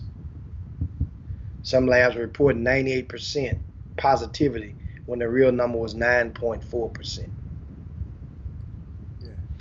If that is, and got to dig deeper. If that is confirmed true, then it's going to be some real problems as far as people not respecting the authorities and their words on this stuff. This is, I mean, that's one of the things that that's I guess one of the fears, because at this point a lot of people are just tired, don't know who to believe. A lot of people are fed up, you know, and that's right. And so anyway, we I'm looking at that's Facebook. We can't do nothing about that. They just ain't. So I was just love. So guess what? This is a good day that everybody, if you listen, just go over there on YouTube. Hey, I mean, I just stay over there. If you don't want to comment, then you cool. You stay there. But if you want to say something, cause I see some people coming. Trina said the show is streaming, but we're not getting the boom boom room commentary. Okay. Well, somebody must have did something, and somebody must have said something crazy. Lil Rick done got us all put in Facebook jail. Come That's what on, done happened. Rick. Lil Rick done got us all put in Facebook jail on this Wednesday. Jimmy, what do you think? Jimmy, we got to have a shout out too, Jimmy. This little young kid, Malcolm Brogdon, I'm just liking him more and more and more every day. I mean, they got he rolled out his plans on how he gonna address the social justice with his foundation, Jim. He got a lot of stuff going on. I want people to go take your time out and go read about him. What's up, Mindy? Mindy done came to Mindy. You done came to the light, but it's good reading, man. He just said I was just trying to figure out how to out the battle. Young kid, man. They call him the senator. You know, because he's always so he created a foundation that's going to help with these causes, and that's what people don't understand, Jimmy. The more I learn about this, it's going to take a lot. It's going to take a lot. But we can never, Jimmy. I got to repeat, we can never ever stop talking about social justice and police brutality. We can never stop talking about it. When I was listening, reading some commentary of how I was telling you the other day on how they set Bull Connor and Coach Sheriff Clark up because it had the news we were running because they knew these guys were so racist that they was gonna act crazy right there. They didn't care. And those kind of things spread it around the country, and the conscience of America, it woke up the people in the conscience of America. So it's these people have been doing. I mean, it's just so much stuff. I talked to a guy that his granddad was in World War II, and he was just talking about how his granddad said, when he came back, he went and fought for this very country and this very flag. But when I came back, I still couldn't go here, and I still couldn't go there, and I still couldn't go there. That and he did. You know what he said, Robert?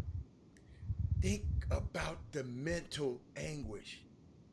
My dad had to live in constant fear. Because people were dominant over them at that time, Jimmy. They say they lived in constant fear that somebody could just show up in your house. Me and you done built Black Wall Street in Houston, and somebody can just get mad and come over there and just blow it up and tear it up, and no repercussions, no insurance, Jimmy. No insurance claim was paid at Black Wall Street. No insurance claim was paid. They called it a riot. They didn't call it a massacre, a riot that we started. So it's just a unique concept when you're talking to. That's why I love to be around older people who've been through a lot of this stuff. And then I look at the liberties we have. We got young black men can get on TV and say, well, think about it. We got platforms for young guys like Nick Cannon to get on there to say what he said. Think about it. We didn't have those freedoms. Kimberly Jackson. We didn't have, but now Nick has the freedom to do it. But now, Jimmy, what we said, but whatever action, there's consequences, but at least he had the freedom to do it. And it's okay. You know, we just got to, on this show, we have always got to talk about it and always got to keep it in the forefront. We cannot let, because basketball is coming back, we cannot let this thing die. And Jimmy, I was just playing devil's advocate with you because I asked you a question because somebody texted me and asked me, what Black Lives Matter doing on the court? What would it do? And y'all so eloquently said, if you see it enough, you see it enough, you see it enough. But Jimmy, we got congressmen, y'all, and senators out here saying, talking about Black Mac, you shouldn't say Black Lives Matter. You shouldn't say it. And my thing to that senator, homeboy, nobody said Black Lives Matter only. Jimmy, nobody said that. They just said Black Lives Matter also, man. And I'm sitting there watching how this stuff just unfold and people just they just hijack of this movement that we're having. Because you got to realize a lot of people don't want this to happen. They want to keep your foot on your neck, their knee on your neck. So we got to make sure it don't happen. What's up, Herb D? So Jimmy, I just thought I'd share that with everybody. I love how everybody that came over to the YouTube right now. I appreciate it. So what else you got, Jim? Yeah, I mean, and I was looking at the something I think we touched on it yesterday. Mm-hmm. That is the recent comments from Kareem Abdul-Jabbar. Mm-hmm. All right, about the social issues. Mm-hmm. And in case you missed it, Kareem, he mentioned that, you know, a lot of the athletes, you know, can't just take the money and run and expect somebody else to take a stand. And unless I'm just paraphrasing, mm-hmm. and let me go and pull as I pull it up. Okay. My screen. Back to the Facebook, Allen, you can go back and pull. I'm searching for. Okay, go on there. And I was just, you know, in my plea to people who say that, and I hope you listen to the Chop Shop. No one ever says only Black Lives Matter. See, it's a statement of focus. What I want to let. So this some dialogue you can talk to people who. It's a statement of focus, not exclusion. We're not excluding anybody. We're just focusing right now on something. That's why the word only is not used. Of course, all lives matter. Every life matters. But we have a responsibility, all of us, to focus when there is a disproportionate number of Black people who are killed by law enforcement. When we want to make a point, the argument is you Black people just don't say anything when Black people kill Black people. Yes, we do.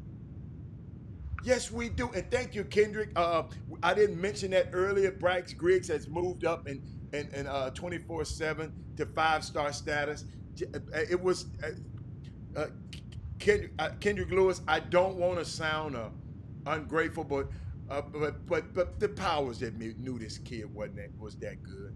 You know, they just wanted to show Bryce. I guess I don't know what happened in Bryce's situation. I thank you 24/7 Sports for moving him up. I haven't seen it. I haven't seen the rankings. I don't really look at them that much, so I didn't know. But thank you so much for talking about that. But yeah, but I'm sorry, Dad. I didn't mean to shift what I was saying. Jimmy, you found what you wanted to say. But the reality is that we man, let me tell you something, man. We got to focus on this thing. We have to stay focused. But what you got, Jimmy? Well, speaking of Kareem Abdul-Jabbar, remember now, Kareem was presented a Presidential Medal of Freedom during President Obama's last year in office. Kareem has Kareem Abdul-Jabbar received among the coaching ranks sort of the equivalent to a Colin Kaepernick. Yes. Nobody in media came to Kareem's defense. Yeah. During this long time barring of him from being a coach. Remember, they made Kareem, they want him to do the embarrassment of going and coaching the G League or coaching the Summer League team in the NBA. Kareem Abdul-Jabbar, while you're hiring guys who had never made a left-handed layup in their life getting head jobs. And so Kareem has long been outspoken on issues, but he's long been muted because a lot of networks, understand how this stuff goes with media. Media is so tricky, guys. You guys got to understand. And I try in bits and pieces because I'm learning every day. And I try to give some of the game to you guys. For example, you can have one kid that hits 30 points 2 nights in a row. That could be another kid that hit 30 points in the same vicinity. That other kid gets the ink, gets on the front page, gets blew up, goes viral, gets a few tweets out, gets an article about him. Your kid don't. So then what you may not understand is, well, and people that may be looking, well, people wonder, man, you notice he talking about this kid, but not your kid, and your kid done the same thing. But then if you not be known, politics of the game, that other kid might have came to every camp that I had, every Ruck on Wood. People never cry about nothing. The other ones don't support nothing you do. And understand, that's not right, but guess what? In amateur media, ain't nobody take no oaths to the National Association of Black Journalism, the NABJ, to go and provide what they call it, for the integrity of reporting, interviewing both sides. Nobody's doing that. Nobody got to. So my point is, you will see slight politics everywhere. Kareem Abdul-Jabbar speak, and they just basically do him like you see. Put it like this. Let me simplify the fraction. Think about LeVar Ball. How do we get emails every day about what's happening from LeVar Ball's company? Every morning we get an email from them with what's going on with them. You think we the only one that gets that email? Do you think that, no, yes, they've been on Chop Shop before, but do you think they're the only person? So what happens then? Now they have directives from the brass. We don't want to give him our airspace because he tried to make a fool of our talent on the air. Well, it was funny at first. So now you see the blackballing. But they can't keep him down because they know what's about to happen in a couple of months when the NBA draft comes. Who the hell you think gonna be sitting on the table? They hope, that's one thing, it might be a virtual draft, and that might be best suited because you talking about somebody that's gonna get up there and do a straight and act a donkey on that stage. You knew LeVar Ball was probably going to do it. So back to this stuff. That's how you can see how people can be suppressed. You have a way in media to just ignore certain things. As you ignore them, it infuriates the hell out of them. But life goes on because you're not using your speakers. But think of John Urie. John Urie recently. We gave John Urie the airtime on the Chop Shop 3 different times in the 4 years been on the air. You see, John Urie, when he starts to do stuff and act in the way that he's acting the past month, I'm not giving you no airspace right now. That means I'm feeding into it. Now, you have an option. We have an option. If the numbers was low, let's go get John so he can rattle some cake. We ain't got to do that right now. Get him on our terms. Not on your term, because last time you came on, he really thought he done the chop shop a favor. Say, Negro, please. He really said that to me after the show was over with. He ain't said that to me. I did you the favor. I was the best. I was the biggest show, the most. I said, John, you's a lie. He's a lie. I got the. You wasn't in the top 25 of most watched shows. You just was probably the most comical on a show. And people might got on your ass more than they done got on any guest.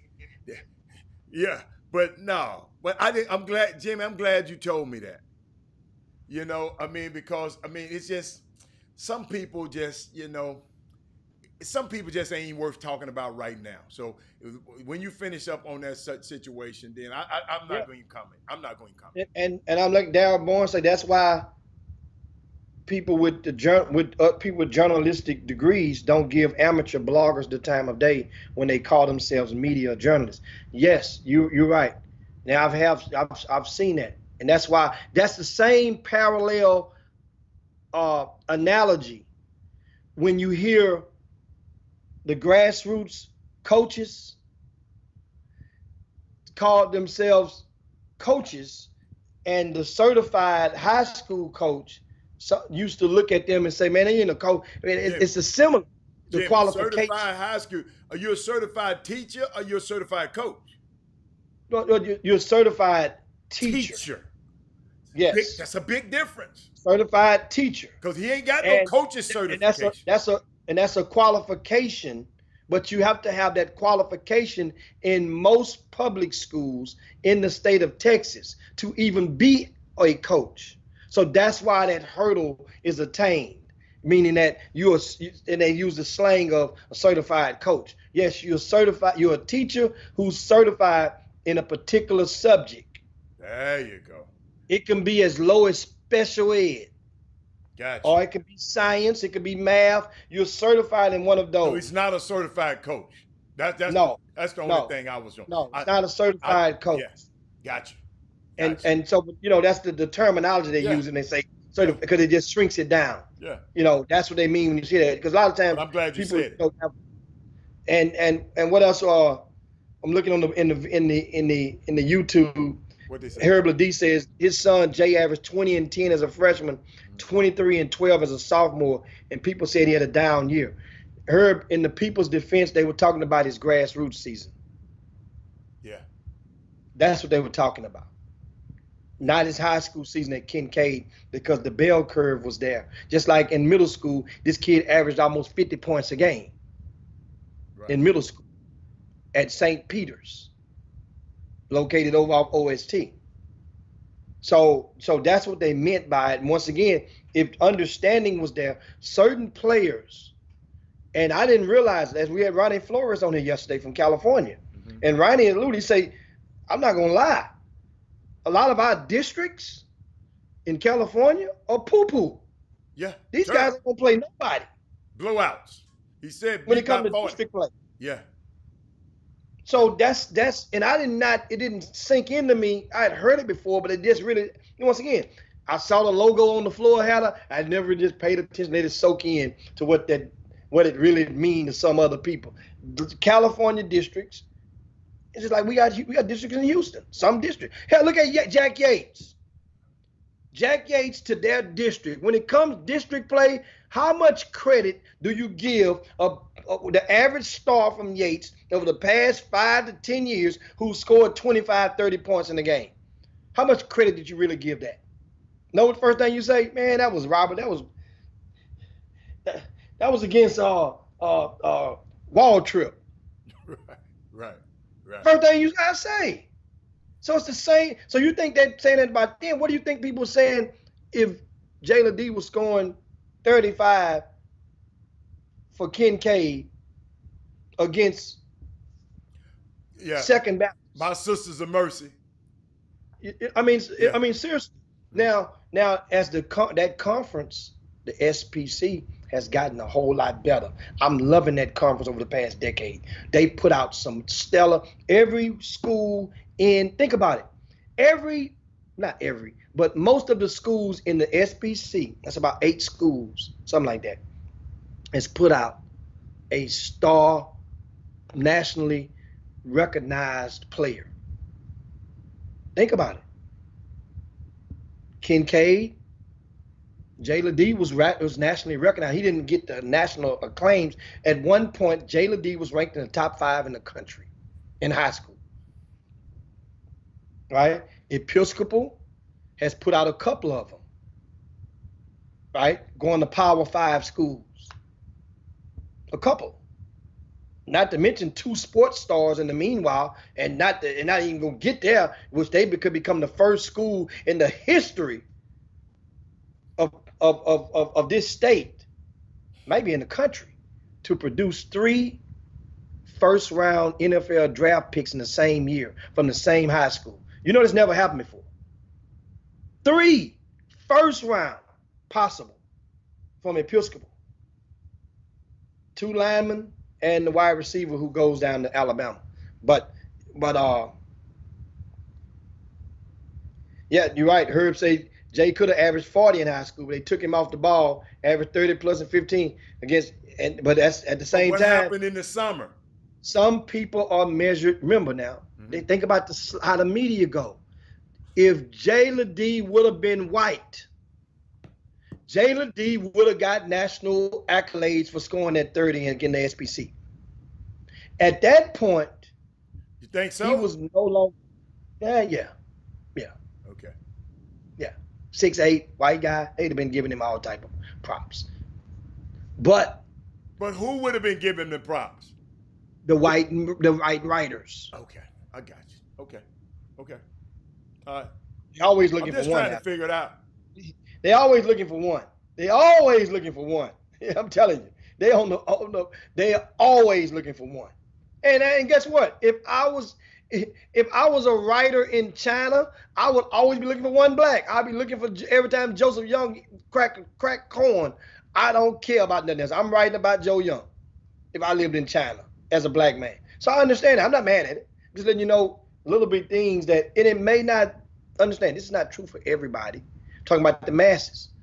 I watched these guys. Some players are judged on their grassroots, and some players are judged year round. If you think I'm joking, just pay attention from this point on. Some players, it don't even matter what they do in high school. As long as they get it done, if they get it done in the summer, in the grassroots season, they've tested out of the class. Quentin Grimes is one. It did not matter nationwide what Quentin Grimes was doing at College Park High School. Now in Houston it mattered, but around the country, think about it. USA Basketball, he wore that across his chest. That gives you a certain validity among some people. Oh, that's right. That's right. Right. I got you. He didn't just wear it across his chest. He got named the MVP. He didn't go pick himself up and say, "Hey, y'all, give me the MVP." He was named MVP. But see, in Jayla D's case, maybe I'm missing something. He got a lot. I mean, he went to high major schools. How high do we want him to go?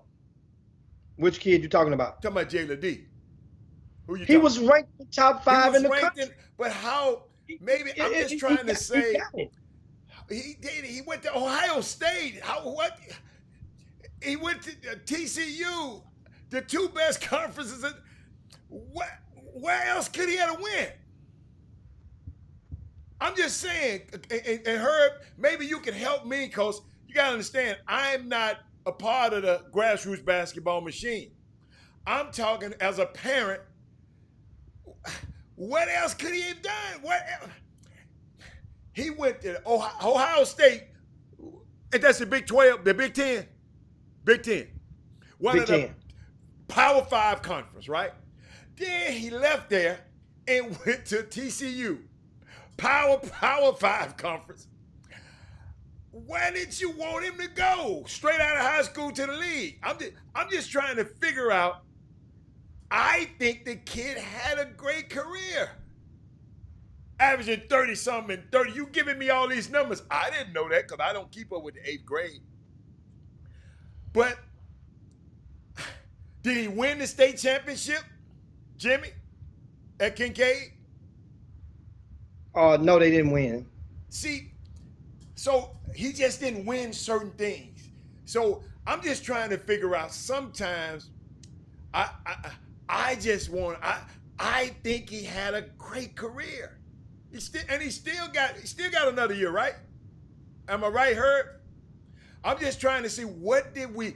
So I guess, Herb, maybe your expectations, and you know the work that he put in, because I never saw him. I didn't really see him that much. But I'm just looking at where he's been. It's hard to go to Ohio State, Doc. You was on that 13-man roster. Jalen D had to be a bad dude. And then he leave there and go to TCU. Ain't but 13 spots there. You got to be a bad dude to be he still got a chance. So I'm just trying, I know he was just saying, maybe, man, forget the press sometime. I mean, ain't nothing because guess what? You ain't gonna control what Jimmy say.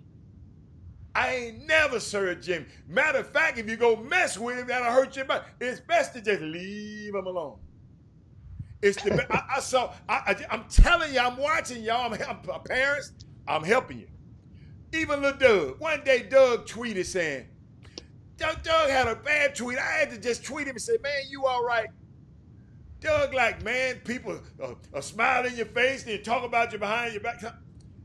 And I know it's coming from this grassroots basketball.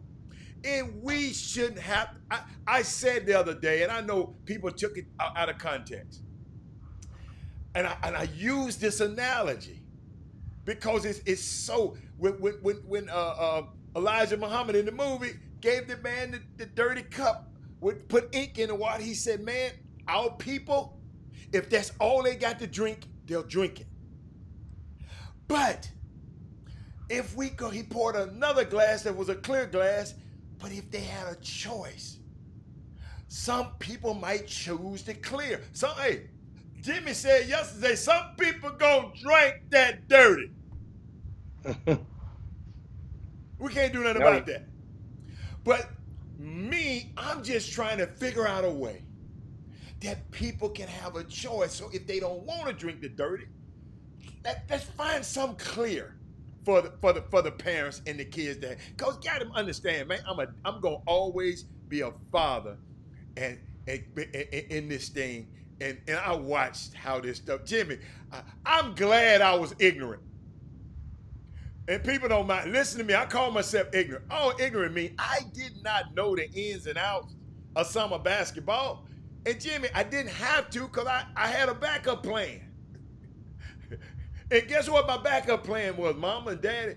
It was me. I was the backup plan. So whatever he didn't get, Daddy gonna be there. So what I'm just trying to do is let's get us, we got to put ourselves in a position of power economically.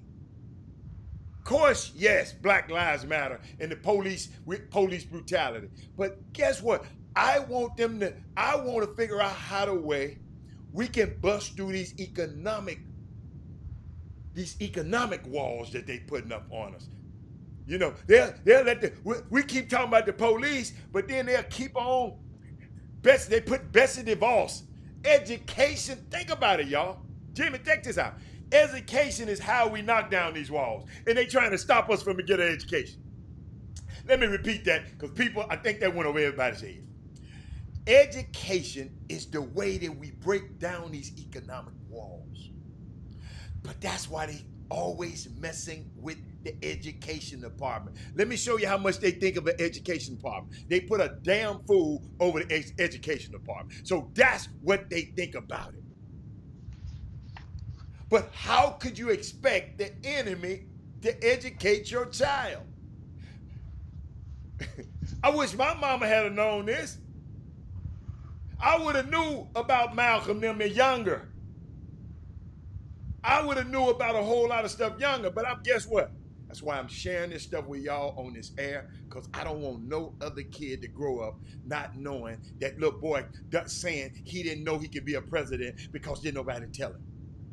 You got a young man named Robert Hatter that from Memphis, Tennessee, did not know who in the hell Robert Church was, Jimmy. And he was, if you Google him, Jimmy, you got a fantastic life, Jimmy. But he's the richest man in Memphis. His daddy was a riverboat gambler, but he was white. But he watched his dad in his business acumen and went and bought up all the real estate he could, Jimmy. Went and bought up all the real estate. So that's what I mean. And you know, and this the kind of stuff that we got to start doing for our young kids so they can dream higher. I wish I had to grow up saying, "Oh, he did it. I can do it." I never had that. I promise you, I wish I had it. Now these guys got us to look. What if a young guy wanted to come on TV? I want to have his own show. Guess what? All he got to do is click in YouTube and say, "Look at Robert and Jimmy." They didn't go to journalism school, and they got one of the most popular shows on the planet. Unbelievable. Jimmy, I'm gonna let you you can wrap it up. I wanted to remind you before we get ready to land the plane, and I was telling you I was pulling up the quotes from Kareem Abdul-Jabbar, which is really, really good. And understand, guys, Kareem, he was talking to and I taped it and that's what made me think about it. I watched a piece of it last night, and it was very good, man. Kareem on the show called The Arena, which is on TNT.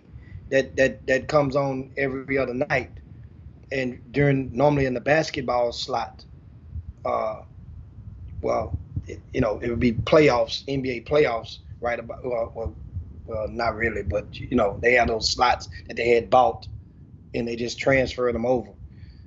Here's what he says. This is Kareem. Athletes can't just take the money and run, hoping others will take the risk that will benefit all of us. I see what you see, yeah. Now, and it goes on, and one of the things he says during this that really caught my eye, because he was explaining back in the 60s. Remember, he was Lou Alcindor. Yes, sir. Then changed his name to Kareem Abdul-Jabbar. Remember, that was a Cassius Clay that changed his name to Muhammad Ali. Meanwhile, there was J. Edgar Hoover who had composed and comprised files on these guys and a lot more like them, because that was a grand movement of people. And during that civil rights era, the fight was on. And remember, you had two young guys at that time that were under 25 years old that were galvanizing the hell out of black folk. There's never been two black men to galvanize, meaning that if you like red or if you like blue, they were galvanized to the fullest. And that was, at that time, Elijah Muhammad, right? Or I say Malcolm X came up after, Malcolm X at that time, because he died around that time. So Malcolm X, Martin Luther King Jr. They're not the only ones, but they're the most written about ones. Trust me, it's like in the Negro Leagues. Jimmy, every time as you talk, I'm gonna put this thing on the screen. Look what I got on the screen as you talk. Look at those guys at the Ali Summit. This had a part to do with it too, Jimmy. Those Yes. guys, this had a lot to do with it also to why he was blackballed. But keep going. I just wanted to add a visual to your conversation. And of course, we're talking about Kareem Abdul-Jabbar, who's seated on your far right, on your right of the screen. I'll read what he says. He explains, because somebody asked him a very good question about the Olympics. That was in the 68 Olympics, the epic 60, right? In Mexico, right? Isn't that the Olympics where John Carlos them and put Tommy Smith and put their hands up, right? And Charlie Smith. Tommy Smith. He says, I'm Thomas Smith, my bad. No, He says, good. but the idea of going to Mexico to have fun seemed so selfish in the light of racial violence that was facing the country.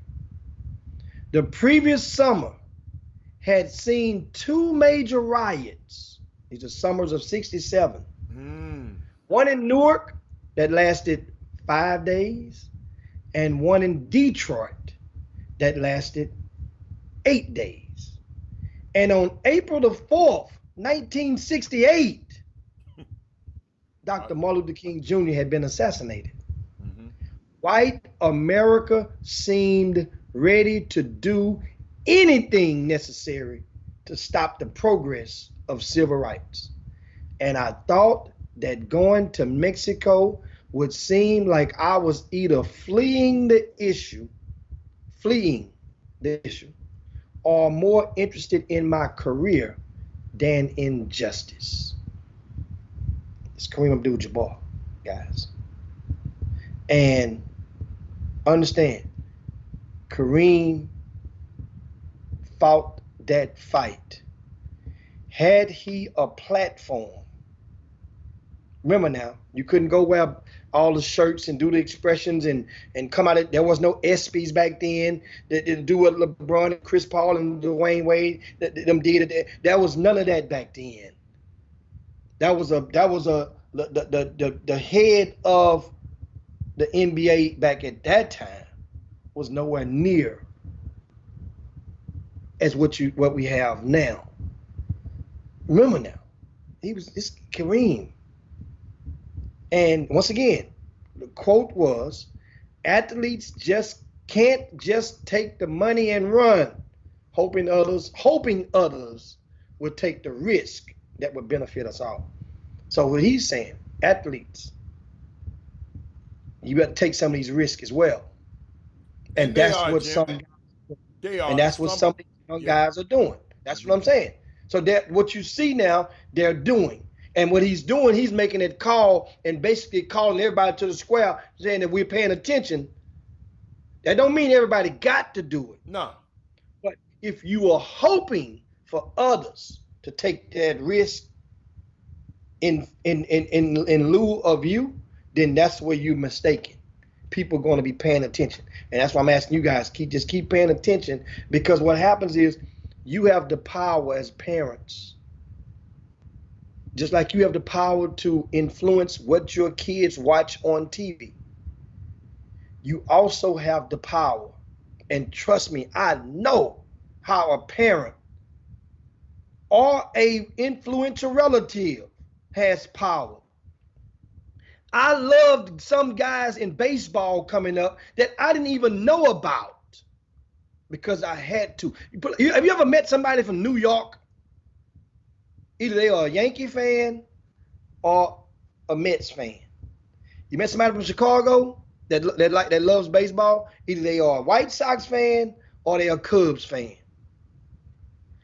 There are certain people that you grow up when you're a little kid, your dad or your father figure is going to influence you to like certain people. Oh yeah. You know why? Because you're going to see him rooting for that certain person. And he's going to look down at you, that's a bad dude right there. Now, you want to be like that person that influences you, you're going to believe him. Man, that's a bad, when you go back to school, that's a bad dude because you just saw him do it. So that's how it goes with influence. Same thing with food. We influence the kids to make them think that McDonald's has the best food in the world. And when they want it, we go and get some more McDonald's. Yes, they fries are good. I ain't had none of them fries though in so many months. I can't remember when. No. But they are good. Don't get it twisted now. Now, but that's how kids are influenced. Think about it. We're gonna go to if you do good, you get to go where? McDonald's. You win this game, y'all. We're gonna go get you some what? Yeah. McDonald's. Hey, you see how the influence? Oh boy, it's so bad. I used to go pick my son up in the morning. Before he said hi, McDonald's. Before he said hi to me, when I go pick him up, his mom used to take him to school. Before he said hi, Daddy, McDonald's. He wanted to get McDonald's breakfast every morning. Every morning, he wanted it every morning. Before he said anything, McDonald's. You know, maybe sometime his mama done cooked him something, but if she ain't cooked him nothing, he wants McDonald's. I said, wow. But Jimmy, you said something key about influence, and we talk about people in influence, summer basketball, people who influence you. You know, you always mention that word, but you know what I was thinking about the other day? The most challenging thing about being a person of influence is you gotta, to the community out here, you gotta manage your ego. Managing and starving your ego when you got influence. Because the ego constantly wants to be fed, and it constantly want to grow and expand, and it becomes bigger than you. See, when you get these positions of power in summer basketball and in high school basketball, you get these, it's a big challenge now, don't get me wrong, but you got to acknowledge it, man. You have to be honest with yourself, and you have to give a self-diagnosis of that narcissism. And some people are, but see, some people, we got somebody up in the White House that are so narcissistic that they don't even know they are. And so I just, sometimes that influence, I don't know what happened. Sometimes that influence, Jimmy, we got to make sure, just sure we check it. That's all. Just make sure we check it. Just check our egos at the door. But man, I know we got to get out of here because I know I got time to get up out of here. Yeah. And a lot, you know, we can go and compound on, but want to give you guys take it home with it. Sorry for the difficulties on the Facebook feed, and we'll go back and find out what happened with that. But make sure you still share the show or give us a thumbs up. Those of you who are watching right now on the YouTube, give us a thumbs up right now. Don't let people that give a thumbs up. Thumbs us up. That's how you say it. Barry said like Blue Magic, but stop that, Barry. Barry, I believe. And somebody asked earlier about the season opener matchups. Of course, there won't be no season opener, but they want to know what would the matchups have been. Okay, we'll talk about that tomorrow. On tomorrow. Save that for tomorrow, and I get it to you guys tomorrow. That way you guys could see just how good the field would have been. And this year, it probably would have filled up the Campbell Center with this lineup of the balance of the teams. So once again, tomorrow, and also one of the top young players from the class of 2021 in the area will be announcing his college on tomorrow. A kid named R.J. King. Okay. And he's over at Concordia Lutheran, and this is one of the teams that would have been playing in the season opener. Wow. And I gave them a game with their opponent, and I share that with you guys as well, because a lot of the teams who were playing in the season opener, I can share with you who they will be playing, where they will be playing elsewhere, and in one-on-one games. So that's going to take place on tomorrow. But R.J. King is going to announce tomorrow. I'm not going to get in the way of that announcement. He's supposed to broadcast it or release it on KPRC. That's the local NBC affiliate in Houston. And so don't ask me why. But guess what? That's his stage, and a relationship had to be cultivated somewhere for R.J. King, and he's white. And so the announcer and the sports director at that station is white. So, and he's going to announce it there. And I'm not mad at that at all. No, that's a good thing. No, it's a great thing. if he was black. Yeah. Why? You know, don't ask me why. You don't really want to. Somebody like North Shore went on the station and then the star players went on the station and didn't come on. Well, let's not go there. Let's go. Let's not go there. I mean, at the same time, we have to make a conscious effort to remind folk, this is the platform for you to make your announcement if you want to maximize it. Because not only that local TV station, which I'm not mad at that, local TV station only restricts you to the end of that range of that antenna of that TV station. If you're on the Chop Shop and announce, that means every alumni of that potential school gets to watch and get to interact with you at the same time. That means mama gets airtime, daddy gets airtime, grandmama gets airtime, sister gets airtime. Nobody else is gonna give you that airtime to everybody. That means it's a family moment. That's something to just think about.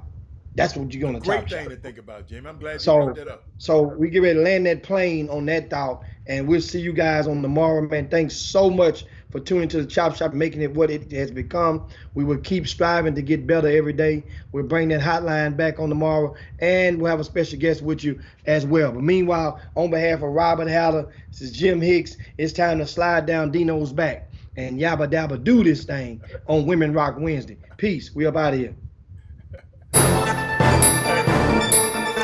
Jim Hicks, Rob Hatter, you are now tuned in to the Chop Shop. I'm Retro, let's get it. We in the Chop Shop, we live in the Chop Shop. We talking sports talk, we live in the Chop Shop. We in the Chop Shop, I'm talking sports talk. So turn your dials up, it's live in the Chop Shop. We in the Chop Shop, we live in the Chop Shop.